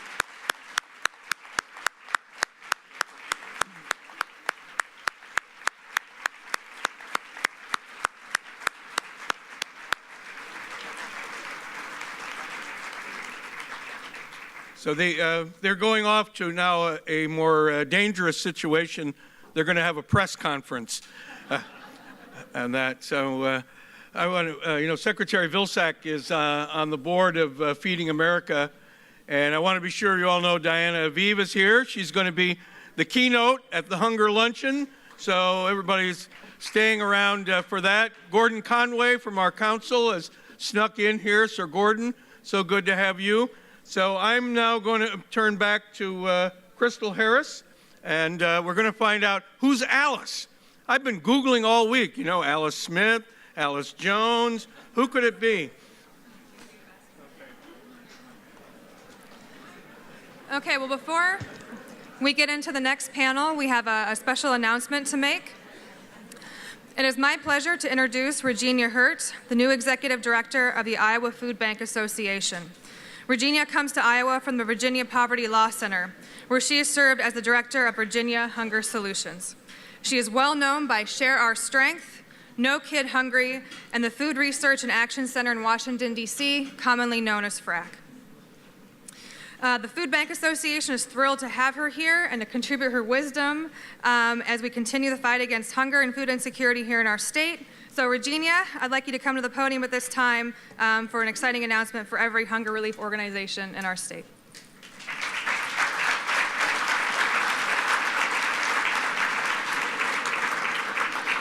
Good morning. Thank you so much for that kind introduction. I am absolutely thrilled to be here today.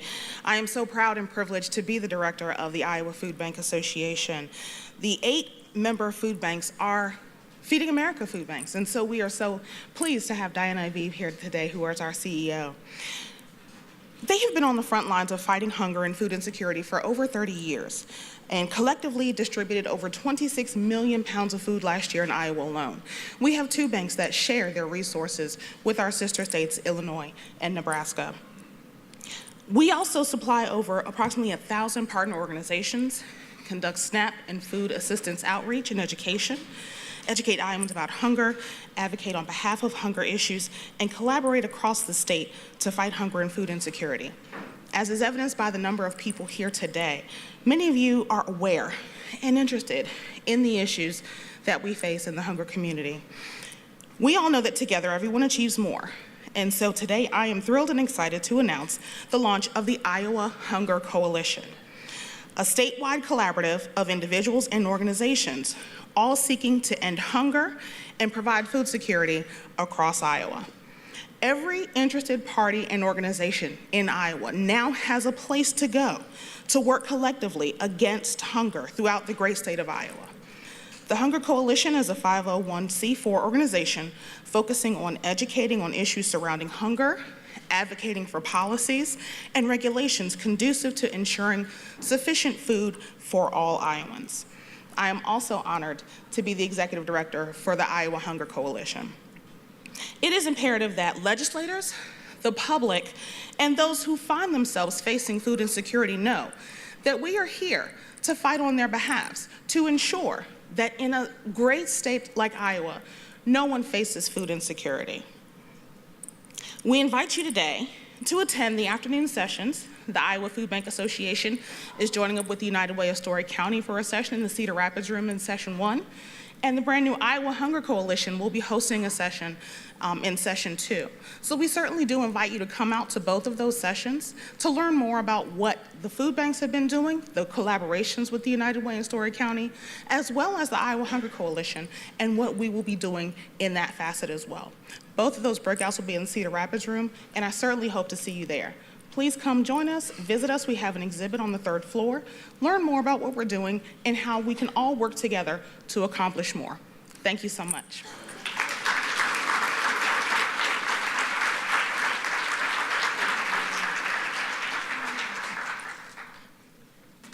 Thank you, Regina. I hope all of you will stay for the afternoon breakout sessions, which will begin at 1:30.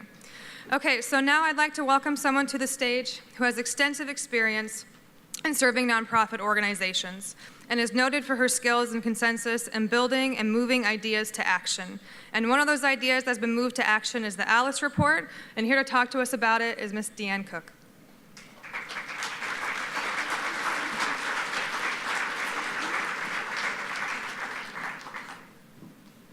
Thank you, Crystal. Thank you for having me today. This is a report that we're really excited to share. I think it will bring a lot of what our panelists were talking about, that hunger is not an isolated condition. There are lots of intersections, and that's really what the Alice Report goes into. So the Alice Report was released last summer in June of 2016. It was produced by the United Ways of Iowa, of which I'm the executive director. Those of you who work with United Ways know that they're geographically bound in the ways they raise and allocate money, but they can come together around some statewide collaborative projects like the Alice Report or the Iowa Reading Corps. They come together under our Association for Public Policy and also for training and networking. So I think it's important to note right at the top that this is not in any way a public policy report. There are no public policy recommendations in it. This is really something United Ways just wanted to put out there to look at the sort of the state of the union in Iowa as it stands. So Alice is not a person. Ambassador Quinn mentioned that, so I have a Google alert set for Alice, Iowa. There are a lot of women named Alice in Iowa. But this is not a person. Alice stands for Asset Limited, Income Constrained, Employed. So it's looking at the portion of Iowans who are above the federal poverty level, but who cannot meet a basic needs budget in the county in which they live. And oftentimes people say, well, I don't really know anybody like that. We have sort of our ideas about below federal poverty level and working, and we kind of don't think about the middle. So that's what this report really dives into. The report is produced by a research team at the United Ways of Northern New Jersey. They did their report about 10 years ago and found it to be so useful in the way that they frame their work, so that Alice is not a person, but it's very helpful to talk about those we serve by saying Alice's childcare, Alice's housing, Alice's jobs. It really is a way to put a face on that group of folks. So the research is conducted in New Jersey. However, each state that has done an Alice Report has a research advisory committee, and you can see those folks listed who served on ours in Iowa. They're State Department folks, community college folks, university folks, nonprofit experts who really kind of helped guide and give context for our researchers because they weren't locally based. The report, this is the full report. It is 300 pages. We're not going to go through all that today. But I will share with you the kinds of things that you can find in the report under these headings, because we do really want it to be a tool for anyone who's working with this population to be able to learn more and have some statistics and some context and some details. So the really big number we were going for is how many Iowans are ALICE? And we learned, this is 2014 data, 12% of Iowa households lived below the federal poverty level. An additional 19% of Iowa households were not able to meet a basic needs budget, although they were working and earning and above the federal poverty level. So Iowa's ALICE percentage is 19% of those that fall in that middle ground that we often don't think about. And when I talk about, from here on out, when I talk about the ALICE threshold now, we're talking about the 31% of Iowans that fall into the category that they're struggling every week, every month to make a basic needs budget, to make ends meet. So Iowa's ALICE threshold is 31%. 31% of Iowans struggle every month. Now, I mentioned that other states have done this report, so the natural question is, well, where do we fall in the hit parade? About 12 states have done United Way ALICE reports, and we are the best. 31% is the best that they've found. The highest is in New York State at 44%. Their ALICE threshold is 44%. So although we are the best, I think we're probably all in this room because we can agree 31% of our friends and neighbors struggling every month is not acceptable to us. So the first part of the report talks about the demographics. Who exactly is ALICE?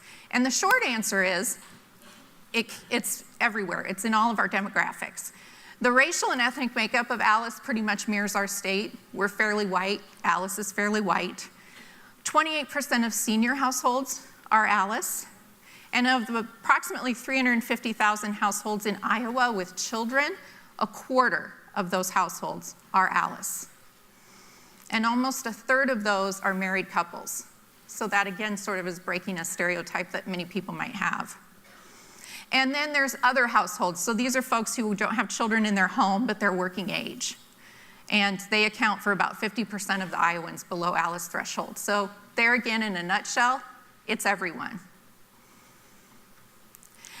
This is, if you're a more visual person, this represents where ALICE is focused, is located.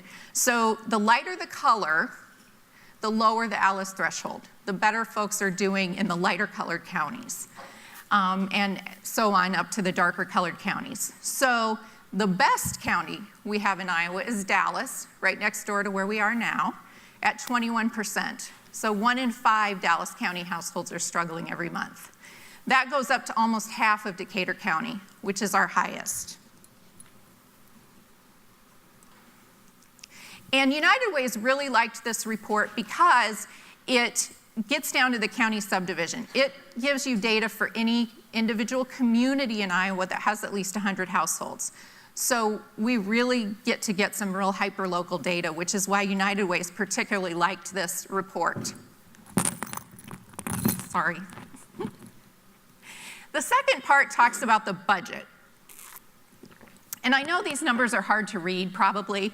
So this really looks at the survival budget. The survival budget consists of 5 things: housing, transportation, food, health, and childcare. So you can see, if you can read the numbers, that for a family of 4, 2 adults, 2 children, we're assuming they're in childcare, needs to make $46,000 on average in Iowa to cover those 5 things for a year. A single person needs to make $16,009.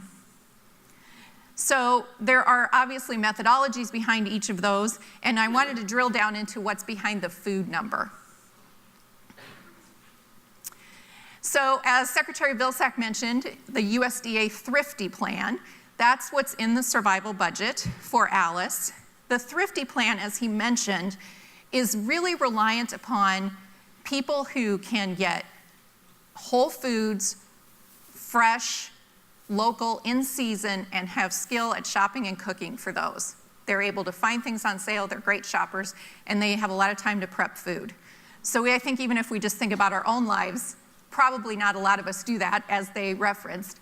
And it's really difficult when you're struggling and juggling all the things that Alice is. So the Thrifty plan is in the budget, but it's probably pretty difficult to meet given the way it's designed. So notes on Iowa. $533 a month for a family of 4. That's what the USDA Thrifty plan gives you. $176 a month for a single adult. Those costs, so the report looked at 2007 to 2014, and in that time of the study, costs for food increased by 20%. And food accounts for 14% of the family survival budget. The highest, if there are children in the home, the highest cost is childcare. And again, they mentioned this a little bit. The methodology of the original federal poverty level in the 60s was, the theory was that food should be 1/3 of a family's budget. So they took a family's budget in the mid-60s, tripled it, and called it federal poverty level. And I think the Alice report can show us how out of date that is, particularly given that food now accounts for only 14% of a family budget. So really what this is saying is federal poverty level is low. And to that point, there are lots of studies around this kind of data. There's the federal poverty level, which gives us one gauge. There's the Alice report, Iowa Policy Project, Economic Policy Institute. There's lots of reports out there looking at this data, but the thing, and their methodology varies. You can see their methodology varies, but they're all finding the same issue. There isn't anyone saying, hey, it's easy to make it. Everyone is finding that there's a gap between getting sort of out of and over the cliff of lots of support programs and still not being able to meet a survival budget. So the next part of the report looks at where Alice works and how much she earns. So the highest job category in Iowa, according to the Bureau of Labor Statistics, is retail salespersons who make on average $9.13 an hour. And it's important to note, most of those jobs aren't 40 hours a week. Most of those jobs are cobbled together, and Alice may have 2 or 3 of them. A little bit of good news in the report was jobs paying between $20 and $30 an hour rose by 24% over the time of the study. And a full-time job that pays $15 an hour grosses $30,000 a year, which isn't meeting the survival budget for a family of 4. So again, I'll emphasize again, there are no public policy recommendations in the report at all. But if you followed the minimum wage debate, nobody's talking about $15 an hour, and it doesn't get us there anyway. So it's also usually at this point I say there's no magic slide at the end of this presentation that's going to say here's how we solve it. This is really just laying out where we're at. So where are the jobs and what do they do? So you can see most of these jobs, and I'll just read off the first few because I know it's hard to see: retail sales, cashiers, truck drivers, food prep, office clerks, and on down the line. Almost no job on there could meet a survival budget for that family. You could put 2 of them together and they would, but it's a struggle, and these are jobs that we need. So when I encounter those folks who say, well, I don't know anybody like that, you say, well, think about your day. You got up this morning. Did you get coffee? Who made your coffee? Did you take a child to child care? Who's taking care of that child? Did you check on a loved one in a care facility? Who's taking care of that loved one? Who made your lunch? Did you stay in the hotel last night to be here today? Who checked you in? Who cleaned your room? Are you gonna stop at the grocery store on the way home? Who's gonna check you out? Those are Alice. Every day, all the way through our day, we encounter Alice. So the next part of the report talks about the unfilled gap. To ensure every Iowa household was above the Alice threshold takes about $13.1 billion. Alice earns almost half of that, and the other half comes from public and private spending. So those are programs like SNAP, like LIHEAP, like child care assistance, and also the assistance that nonprofits, churches, others put into supporting Alice. And it still leaves an unfilled gap of about $74 million. So we're spending this money anyway.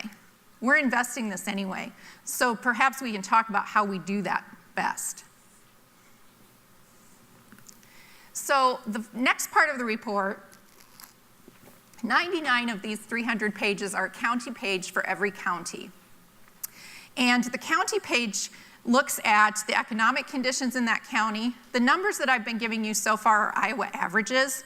So this would give you a specific budget for that county. And the small section that you can't really read up in that corner is every community in that county that has over 100 households and what their ALICE threshold is. I chose this county because it's interesting. Everybody I share the report with, if they're an Iowa kid, if they grew up here, they immediately look at their home county. They may live in Polk now or Black Hawk or wherever, but they'll go to their home county, and I was no different. That was my home county. So the next part of the report talks about consequences, and it really drills down into all those segments of the budget: transportation, childcare, health, all of that sort of thing. I wanted to cover specifically a few related to food. So 12.6% of Iowa residents are food insecure. And that range goes from 9% in Sioux County to 15% in Story County.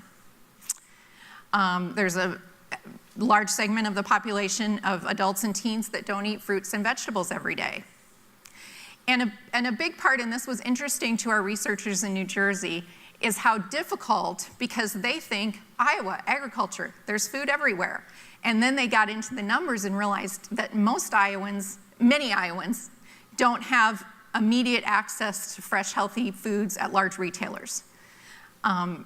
They may, in our urban communities, and then 50% of Iowans who live in rural communities are more than 10 miles from a large food store. And if we had time to go into other aspects of the report, transportation is a huge issue. So you can see where those numbers are disheartening. So coping strategies, people who are insecure, these are coping strategies that they reported. Almost 80% purchase inexpensive, unhealthy food. So the things that they can either find in those quick convenience stores that are close to them or fast food. 56% purchase food past expiration date. 63% seek charitable food assistance, like food bank, food pantry, that sort of thing. And almost 35% sell or pawn items to acquire funds to purchase food. So that's obviously not a good long-term strategy. More statistics in Iowa. Again, with that, around 12% experienced food hardship between 2012 and 2014. SNAP enrollment has increased from 120,000 in 2001 to 420,000 in 2014. And it is important, as the Secretary has noted, that people are on and off. Alice is often on and off because her work may be irregular, her hours may be irregular, it may be seasonal. And so they often are on and off of SNAP. It's not continuous enrollment. And to Secretary Veneman's point, in Iowa, and her statistics were much more recent. The statistic she quoted was more recent than this. This is a 2013 statistic. The national average obesity then, 4 years ago, was 28%. But Iowa was surpassing that already then. And obviously there's been a sharp increase based on the statistics she quoted for us today. So the final part of the report talks about, again, there's no magic slide at the end. I don't have the solution to this. Really, United Way's want to involve stakeholders in talking about these issues, because oftentimes Alice isn't here to represent herself or to speak to her perspective. So it's really about shifting your mind to be thinking about this and seeing it. So, for example, I got a tea down at Starbucks and there wasn't a tip jar. And now, since I've done this, I'm very, very much about tipping. So it's really shifting your mind to see and think about these issues. So the stakeholders we want to involve are these. Family and friends are usually closest to the issue, so they're providing sort of short-term kinds of fill-ins. They help with transportation, they help with childcare, help with short-term loans, that kind of thing. And then comes sort of our United Way and nonprofit world. So a lot of what we do, we're a little bit further out in the circle, but we're connecting to resources. We're helping families latch on to the things that they can access given their situation. Employers, a huge part of this is bringing on board employers to help them understand what their employees are showing up every day, thinking about and struggling with beyond just doing their work that day. And how can employers help to start to build those pathways for Alice to become more financially stable? And finally, on the way outer circle, policymakers. So again, we're investing about half of what Alice needs to survive. Can we do that differently? Can we do that in a way that makes sense for them? Can we be more helpful with that huge investment that we're all collectively making? So the real key messages, the key takeaways, and this is available for everyone on our website. You are welcome to visit our United Ways of Iowa website and download it. But the real key takeaways are these.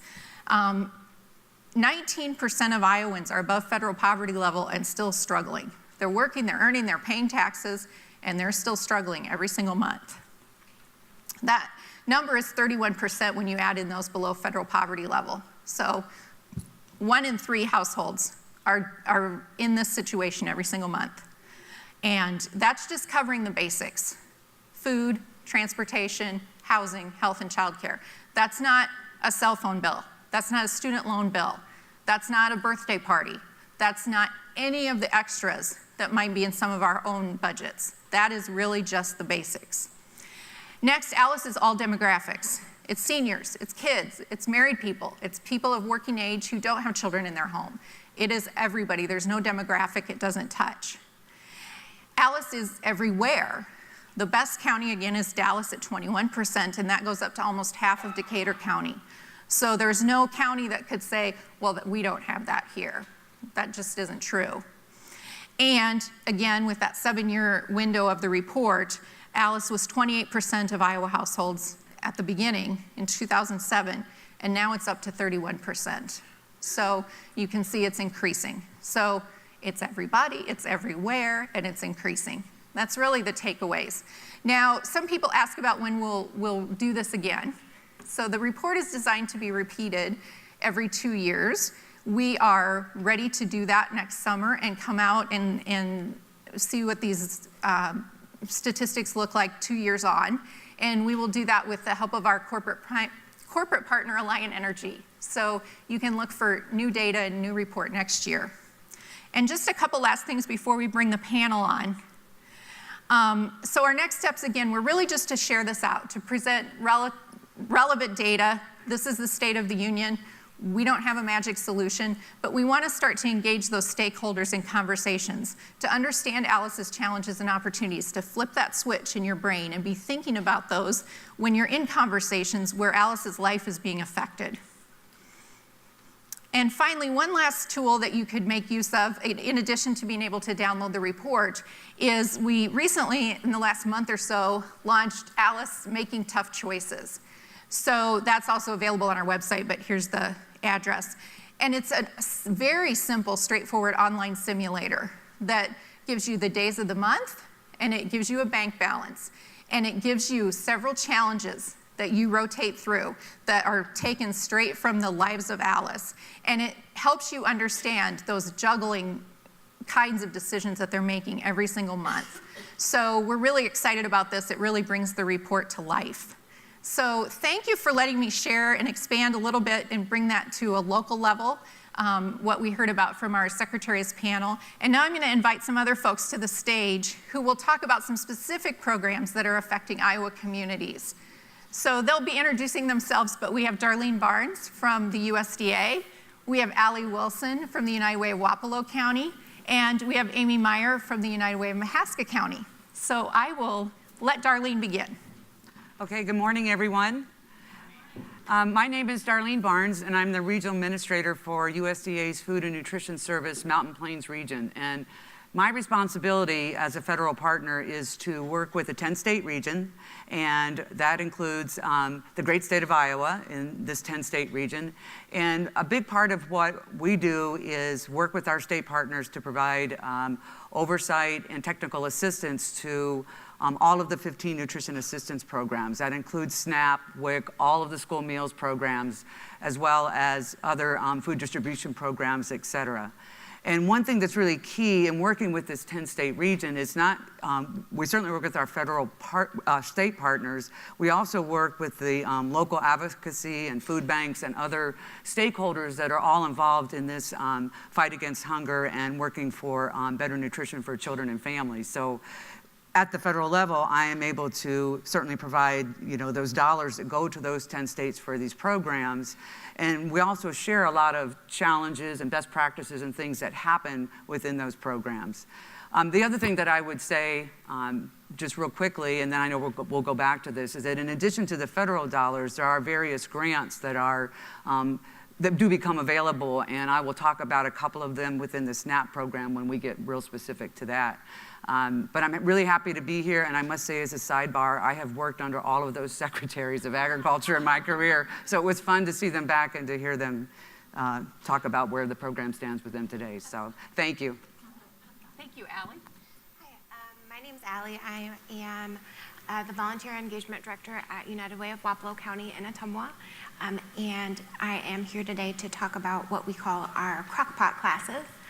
That was a new program that we developed this year in partnership with Hy-Vee and the Business Leadership and College of Public Health that provides, through the help of our local dietitian, we provide low-income folks in our community with classes where they create healthy and affordable meals that they get to take home, and then they also receive a free crock pot at the end of that class.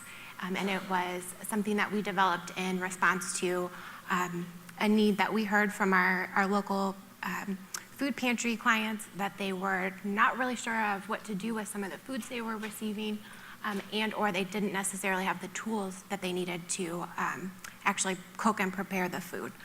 So that was a program that we piloted this year and did 7 classes and got great feedback, and that's what I'm here to talk about today. So thanks. Amy.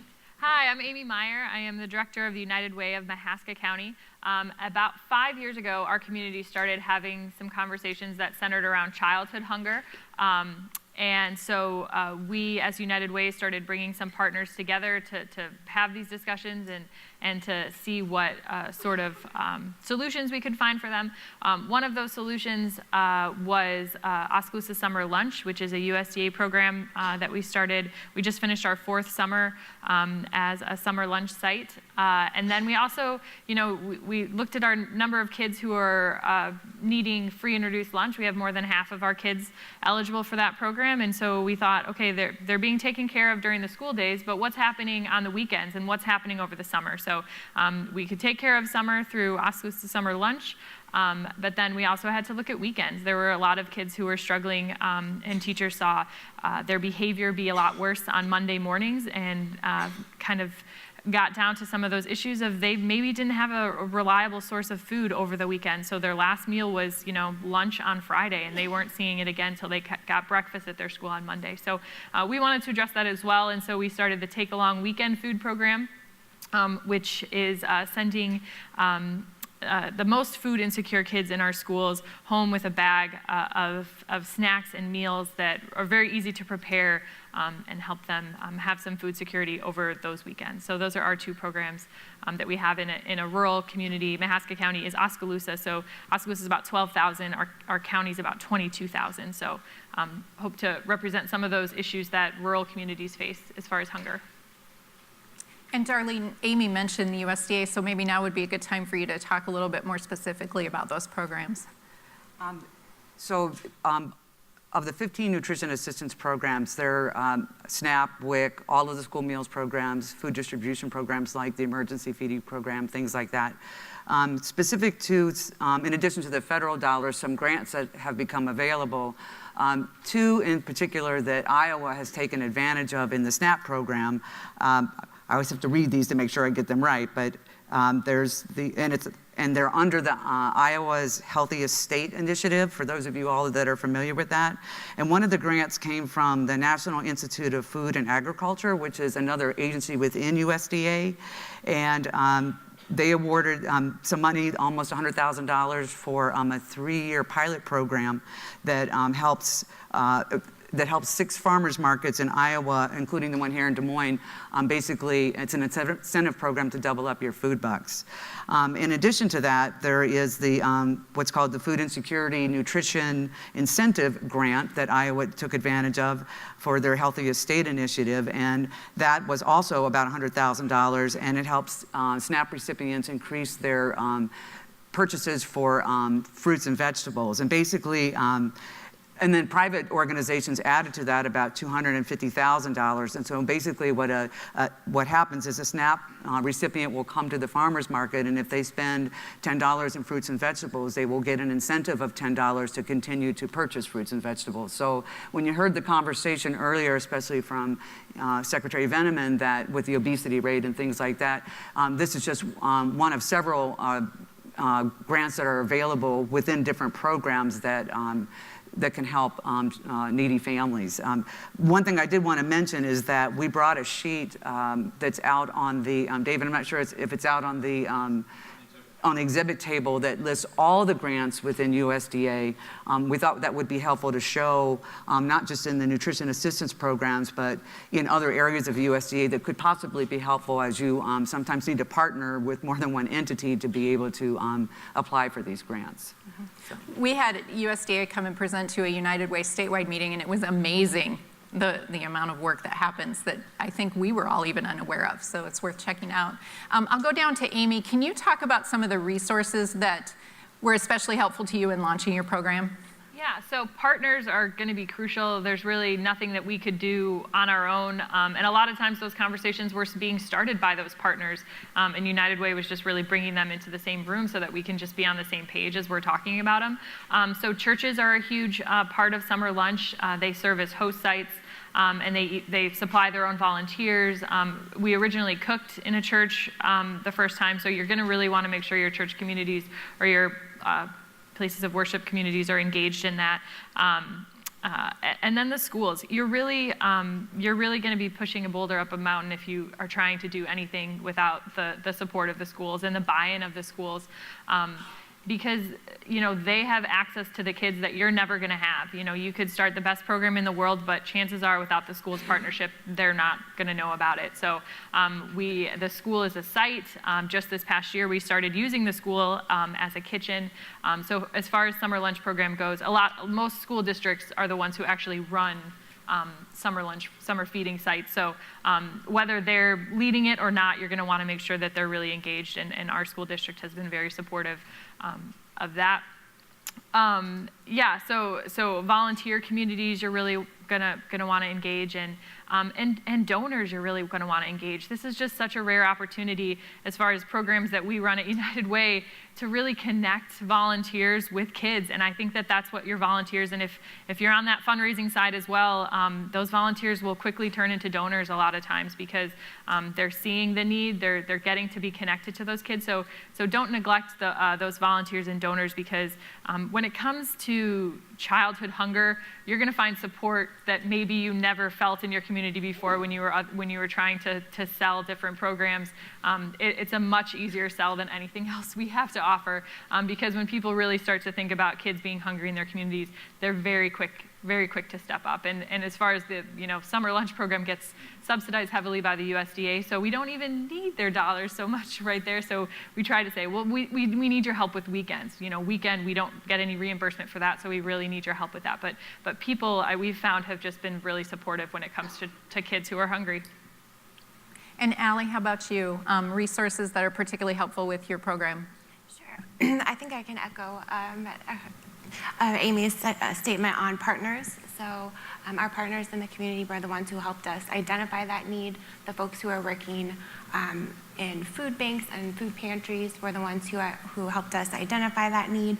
And then our corporate partners like Hy-Vee, it's really crucial to the program that they make their dietitian available so that she can answer questions from the folks who are participating. If they have special dietary needs, they want to know how to customize it to make it low sodium or low cholesterol. She's able to work with them and answer those questions. So that's been a really crucial partnership. And as well as our other nonprofit partners in the community. For example, we did classes at each of the Housing Authority high-rises in Ottumwa. And that was something that they identified they thought their residents would be interested and benefit from. So it's really been partners who have made that really successful, as well as constantly getting feedback from our clients. So they're the ones who told us that they needed the, they might not have the tools, they need some way to cook the food. They're the ones telling us, hey, we're getting spinach every week and I don't know what to do with spinach, so can you come up with some recipes that will help me use that and take advantage of what I'm getting. So I think those are our two, what I would say, our main resources.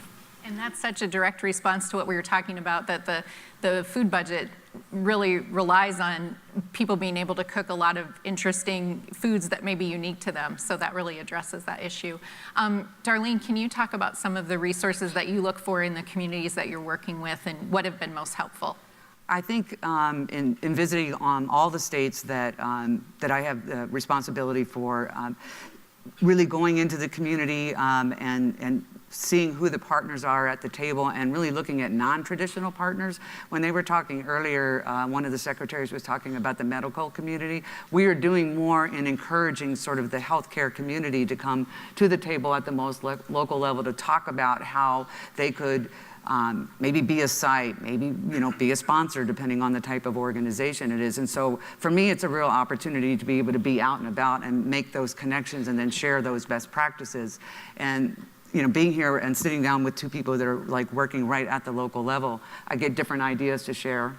And non-traditional partners is when you really need to think about, when you just think nobody could be interested, as Amy said, people are interested when they hear about hungry children especially. And I'll go back to Allie with this one. Tell us about any barriers that you encountered. This is a unique program that we see a need for, but what sorts of things did it take to get it off the ground? And what might you have encountered as barriers? So just a couple barriers that come to mind is really reaching our audience.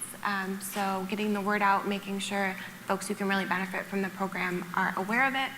And then from their side, the people who are attending the classes, we did see some barriers with transportation, for example, being able to come to the class and being able to get home with their bags of food in the crock pot. A lot of people relied on friends or family or public transportation. One way that we kind of tried to work around that was going to some different sites like the Housing Authority, actually going to where those folks live. And I think those have been our main barriers. We've had really good success, like I said, with our partners buying in and with clients. So good, thank you. Amy, how about you with your program? Any barriers or tough spots you had to get over? Yeah, so we had to do a little bit more work in awareness, general community awareness than I thought we would. I think probably the people in this room might, we all know what the problems are for the most part. And so when I was getting feedback of, I just don't think that this is a problem in our community. And, we kind of think that that's funny, but that is a response that I got. Again, in a rural part of Iowa, it's something that we think maybe that the cities have more of an issue with, especially when it came to kids. I would hear like, well, there's already programs for that. This isn't really a problem for us. I got a call one day that said, quick, turn on the radio. They're talking about your program on a Des Moines radio station. And so there had been an article in our local paper and a caller called in and said that there's this program in his community. And I, the host said to me, what is going on in Oskaloosa that you have to do a program like this? And again, we think that's kind of funny because Oskaloosa did not invent hunger. That was not a new initiative that we started. And so, yeah, we said, this has been going on for, this program has been going along, not even to mention kids have been hungry for a long time. This is not a new thing. And I think there was just a lot of assumptions about what it would take for a kid to be insecure, a lot of blame being thrown around as to the parents. I heard that's the parents' job, that's not your job. and things like that. So I think it was just overcoming a lot of different stereotypes that people had and just general awareness. Even when I just would tell them, more than half of our kids are eligible for free and reduced lunch, people would say that can't be true. And so just kind of making it aware that it's a problem, but it's a problem that the community can really come together and address in a really effective and efficient way. Thank you. I really thought of that too with my United Way hat on. As Ambassador Quinn said that Norman Borlaug mentioned, there's hunger in Minneapolis. And I thought, that's what our 25 United Ways across the state spend a lot of time doing exactly what Amy said. And what the Alice report does is really to point out it is an issue in our communities, no matter how you want to think about it. So we spend a lot of time with that. But those are our United Way voices. Darlene, how about barriers that you see to implementing programs? Well, specifically when I had mentioned about the incentive program, the Double Ups program at the farmers market, a lot of people don't know about that and don't know about that incentive. And so I think you're hearing a common theme about awareness. And sometimes, the money is not where you can do outreach and what have you. It certainly goes into the program, but there's never enough to talk about how important these programs are, but also, that SNAP recipients have access to this. And, another $10 for fruits and vegetables goes a long way. So awareness being really the number one thing. And I don't, each community is different. I mean, when you were talking about the summer program and the outreach for summer, the challenges around trying to let the local folks know about where sites are, and because it's so different especially if a school is not involved, the kids aren't sure where to go. And so it was very creative within the 10 states about different ways they have done to do outreach, from posters on buses to billboards to TV programs, what have you, but even in movie theaters showing, little ads beforehand about the summer feeding program. It just takes that much just to get the information out. So thinking about the future a little bit with these programs that you've now established, we'll go back down to Amy. What are you hoping to accomplish in the next year or two? What's kind of your next thing? So it's a little bit tricky, I think, when you're dealing with these kind of social services of what does growth look like? Because growth is not always increasing numbers. We do a backpack of school supplies, and people, every year when we announce the number, people are saying like, well, it went down. Is that a bad thing? And it's absolutely not a bad thing. My goal is not to make everyone in the community need my school supplies. So growth doesn't have to look like numbers, but when we talk about growth, we talk a lot about access. Are we confident that every kid who would be in need of this program has access to it? So we partner a lot with our local transportation. We have a lot of sites. We have 12 summer lunch sites in a community of 12,000, which is a lot. But again, that's all about, we want to make sure that if a kid has no access to transportation, would they be able to get to a site if they needed it? So we see growth as kind of that growth in access. And I think there's also a natural progression when you first start working in nonprofits. You just start identifying a lot of gaps you need to fill, and you're just rushing to fill every gap you can find, right? Kids are hungry, let's feed them. They need school supplies, let's give them school supplies. And you start to fill those gaps. And I think that then you often take a step back and say, okay, but what are the causes of these issues? What can we be doing to not just feed them for a day, but really make sure that their life is better off with your program than it would have been without it? And so I think that it comes back to that education piece. And so we have been partnering more with summer lunch programs as far as educational pieces. So we do activities during the day. Middle and high income kids are growing over the summer as far as their education. They're going to camps, they're reading, they're doing those things, and they're growing every summer. Low income kids are dropping every summer. They're actually worse off at the end of the summer academically than they were at the beginning. And if you expand that over summer after summer, the gap between middle and low income kids as far as reading levels and math levels is just really growing. So we want to partner with the food piece of it and meet that need food-wise, but then also try to address some of those educational issues. Can we be reading with these kids? Can we be distributing books at some of our sites. Can we be teaching cooking?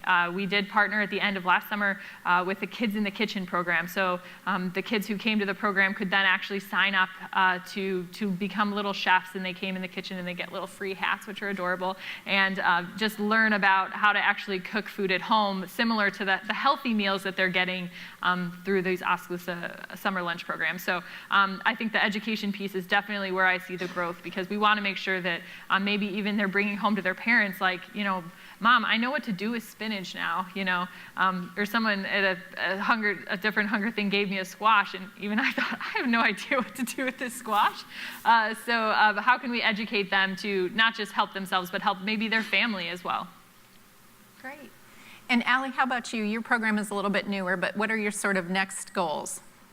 So with this program specifically, I think we're going to look at new areas of outreach. So are there partnerships we can make with the college or some other partners in the community? Because like I said, you have to go to the people rather than expect them to come to you. So are there other connections that we can make to make these services more accessible?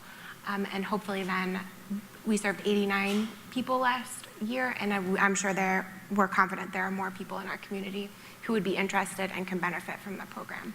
And then kind of like Amy said, that's one piece of our overall United Way strategy of, you know, increasing financial stability in the home, increasing access to food, and making sure that people have enough to eat when they go home. And Darlene, how about you? What are your goals for the next year or two?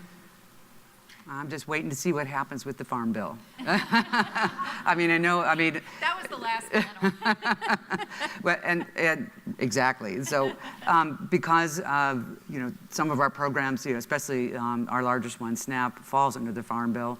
You know, for us as a federal career person, we're just waiting to see, you know, what happens. I know there's been listening sessions that have gone on around the country with the Senate Ag Committee, et cetera. So I'm not sure about all of the information that's being shared, but that will be key as to what is in that. Other than that, I mean, we will continue to still, you know, as a region, certainly support all the programs in the states that we work with, share best practices, like I said before, and really provide any technical assistance or any challenges that you have that you bring to the regional office. We do the research or do what we can to figure out how to maybe, you know, as I think it was Johann said, you know, not one size fits all, but sometimes the regs, that's how they come out. I realize that. And so we try our best to work with our state partners and local community to see how we can, you know, help the state have flexibility in administering these programs and to keep them going and to make sure that access is there for all the children and families that need it. So we won't stop that. Good. So access, we keep hearing about, and transportation, and sort of that's all tied up in our Alice report. Amy and I were hurting our necks over there nodding as the secretaries were tying all that together as well. So we'll open it up for questions here in a minute. Anything else you most wanted to say before we ask for, give the opportunity for questions? Yeah, I just wanted to speak to anyone who is thinking of starting a hunger program, and that there is, people are so generous with what they want to help you do in your community, even if they've never heard of your community. People were very generous with us as we were starting. I guess my advice would always just be start small. Don't be afraid. Summer lunch or summer feeding is extremely flexible of a program. I know it's strange for a government program to be that flexible, but they really want you to start something in your community. And even if that's serving lunch one day a week for 1 month, and that's all you think you can tackle, I think you're gonna find out it might be a little bit easier than you're thinking, but it's scary just to get started. So I guess that would be my advice, is just don't be afraid to start really small and then to see that program grow, because I really think the support's out there in your communities. Allie, anything else you most wanted to say before we open? No, other than if anybody has any questions about our program, you know, afterwards, please feel free to follow up with me. Anything else from you? I think I would just share that within this 10-state region that we have, there's a lot of rural areas, and so learning more about how to connect the rural community. I know that there are other challenges, and I know that there's a lot of focus with the current Secretary Perdue on rural areas and really reaching out to help families both through these programs, but also, really looking at ways to help from an economic standpoint. And so everything's related, as your Alice report shows. And so the more dialogue, and I think the Virginia was her name, I believe, that just announced the Iowa Hunger Coalition earlier. I know that in some states that we have, they do have various hunger coalitions, and then it helps the dialogue even more from county to county about what your issues are. And so I would just encourage you all to continue to do that and invite your federal partners to the table. So we have a few minutes. If you have questions for any of us up here, we are happy to take them. Yes? So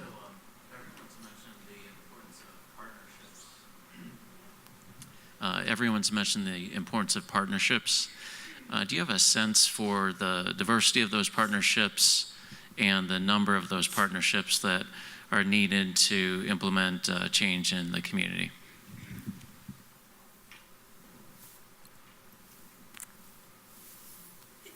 So you're asking if we're needing to see more diversity in partnerships? Yeah, like in your experience, has there been kind of a threshold where, hey, when we get this many partners, it helps move things forward? And these type of partners.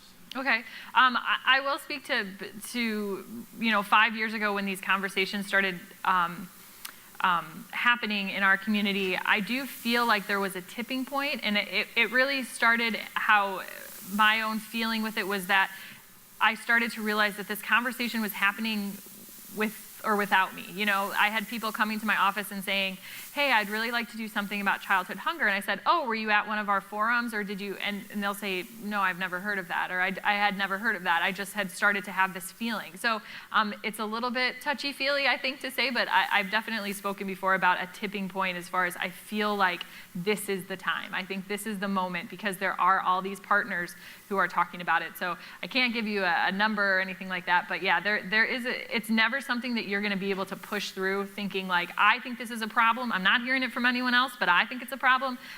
You're just going to, I think, find a lot of roadblocks along the way if you go in it with that attitude. Any other comments on that? We're pretty early in our implementation of this program, but in terms of diversity, I think it was important for us to have many different sectors that were represented, so nonprofits and the businesses and city and government, who were all identifying this hunger in general in our community, not just this program, but our broader work in Wapello County around food security and increasing the access to food. It was important to have all of those people at the table, because each one brings a perspective that I think is slightly different and can inform the rest of us and how we do our work. I mean, it's not at the community level necessarily for me, but I do see, really looking at foundations coming to the table, even at the most local level, to talk about the seriousness of some of the issues and how they might be able to provide some funding. Sometimes it's, obviously the faith-based group is already involved, but the diversity is looking at non-traditional partners. It's not the same people that are always at the table to talk about the hunger issues. So. Other questions anyone might have? There's a couple over here, so we'll go over here for these two and then catch that one. Good morning. I have a couple of questions. We, in our agency, in the Department of Human Rights, we work with the local community action agencies. We are the state community action agencies. So wanted to see if, for those of you who are at the local level, if in any of these programs there's an interaction with the community action agencies in your area, because they will cover the 17 community action agencies, then covers the whole state, and they have an association. It's a good way to sort of deploy some things. And then my second question is about when it comes to food, even in many of our rural communities, particularly at the K-12 level, there's an increasing diversity in the children culturally, et cetera. Is there some effort to sort of take that into account? I know here, I don't know if there's anybody from DMARC here, I know they're working with others to stock in food pantries, et cetera, food that is culturally, what individuals from those communities might want to eat, or how to fix things. You talk about refugee population. They've spent 10 years in some of them in a refugee camp. They may not have necessarily the skills for preparation and those kinds of things. So, great. So, CAP agency involvement in recognizing diversity and needs of food. So I can say for our program, our community action agency has been super helpful. We work with them on almost any program that any direct service program that we implement. They're really fantastic about getting the word out, and we know that they touch a lot of the population that we're trying to reach. So they're an excellent partner for us. And we also have a program that we work with in our community, the NEST program through ISU, that has been really helpful in providing volunteer translators for folks who wanted to attend the class but weren't proficient in English. And then one of the benefits for us of having the dietitian on hand is we did actually have quite a few questions about how do I alter this to make it doable for my family, whether it's my family doesn't do dairy, or the particular needs that someone who's coming from outside of the United States or outside of Iowa might have. So yes, that was an issue that we found, and our partners were really helpful in helping us address that. We have kind of an informal CAP partnership, but we do call them CAP meetings when nonprofits get in a room and talk. And actually, I would think it'd be pretty fair to say that this started as a CAP conversation. Let's just bring all the nonprofits together and talk about hunger is a big part of how we started. Diversity-wise, because we're a smaller community, we are, I think have a little bit more capacity to really individualize things. We did find out about a growing Japanese community, and we're able to find someone to go out and talk specifically about the program to them, and then we saw that increase. So, we're able to kind of individualize it based on who we're seeing in our community. Great. And I think there was a question in the second row there. Thank you for the information. I wanted to find out the place for canned food, and also wanted to make a quick comment on food being more like it has to do with atmosphere. It's not just people eating alone, isolated with problems. That food often will not taste that well. Do you try to create a good environment or teach people how to celebrate food in a way that is healthy and tasty?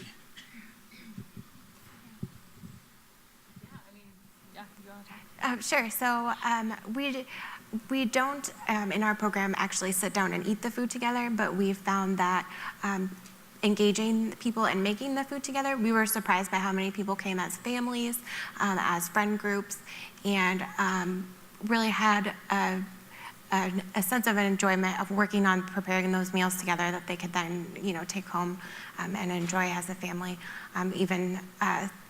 One thing we did was customize our recipes a little bit to accommodate the kids. We had more kids showing up with their parents than we thought, so we made those a little bit easier for, things that kids could help with and get a little hands-on, so that they felt like they were part of the process and they were contributing as well. So that's one aspect of our program. Yeah, and I definitely think we saw the value early on in selling summer lunch as not just a feeding program, as a community program, a place where everyone could come together. Because our community is more than half free and reduced lunch, we don't have to income verify, we don't have to get names, I think we made the mistake earlier on of pitching it as hungry kids come here, and changing that into all kids come here, because by making it a really open, welcoming environment that your neighbor could come to, if you brand something as if you're in poverty, go there, it's not going to go very well. So we really have been pitching more the coming together. If you're a stay-at-home mom, why not bring your kids here as just a place to connect with other neighbors, because they are very just neighborhood-centered groups. So I think we do see the value, I think, in that togetherness. And Darlene, comments from you on making this about more than just filling a need, but also meeting an emotional need. Yeah, there were several examples in some of the states as I traveled around during the summer program, in particular to your point about reaching all kids that are eligible for the summer feeding program. The teenagers were coming and dropping off their younger brothers and sisters and leaving because they didn't think that the program was for them. And so, like you said, it's really about coming together, and that the education, something that sometimes it's a local sports person will draw. It's just getting, to sit down and celebrate, or know that having a nice meal and sitting down and eating together can make you healthy and strong. I mean, there's so many different folks in the community that sometimes can help draw or help people realize that it is a program that is not just about good nutrition, but about, like you said, coming together in your community. So, it's interesting what you said about teenagers. Yeah. We did see the problem of, as you get older, you get more embarrassed about being there. So a lot of times we would say, well, would you help us volunteer? We have all these kids. We really need someone to sit at the table with them and eat. And you know what? They're really uncomfortable if they're eating and you're not. So can you just eat too with them? I mean, kind of got creative with making sure that they were feeling welcome.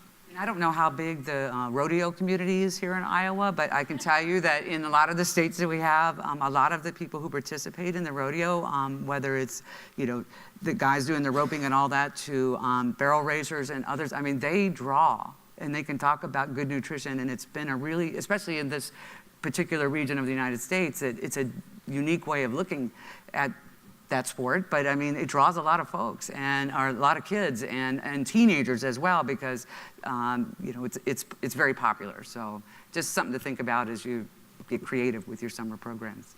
I think we had somebody waiting over here. There she is, standing up.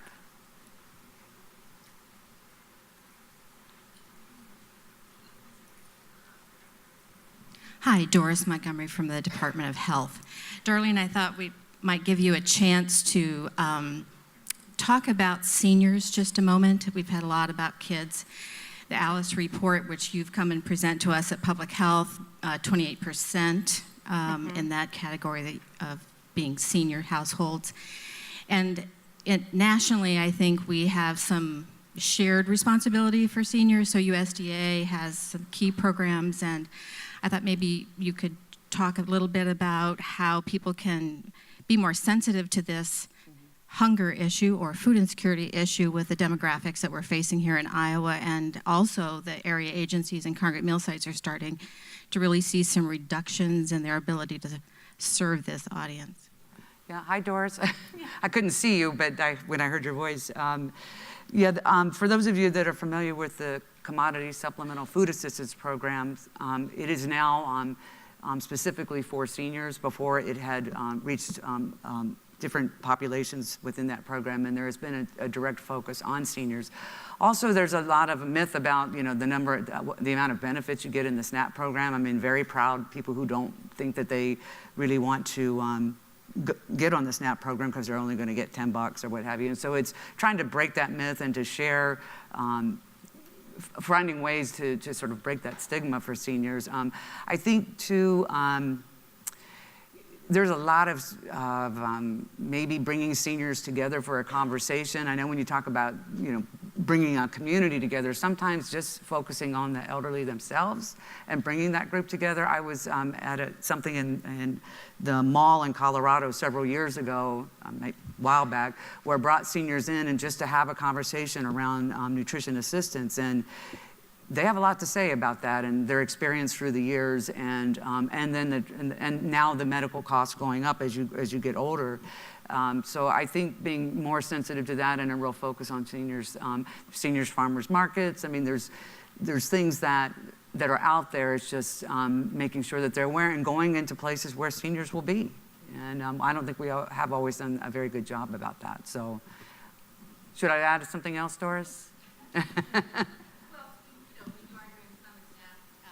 SNAP nutrition education, but we do this afternoon have a session also where we're working with that bigger Iowa Hunger Coalition, but we will be focusing in on seniors a little bit more because not all the same strategies work, and we're trying to kind of come up with some creative ways of, especially, I mean, the demographics are so compelling that we cannot ignore this audience. Thank you. And my apologies to those who've had to hear Alice. I see lots of familiar faces. My husband calls Alice my best friend, so now she can be your best friend too. And I know we have a few more questions, but the clock tells us we need to wrap this up. What I can say is echo what Allie did, that these three ladies are very, very accessible. So if you had a question that didn't get answered, I'm sure that we can connect you at another opportunity. So thank you all very much. We appreciate your interest in what's happening in Iowa.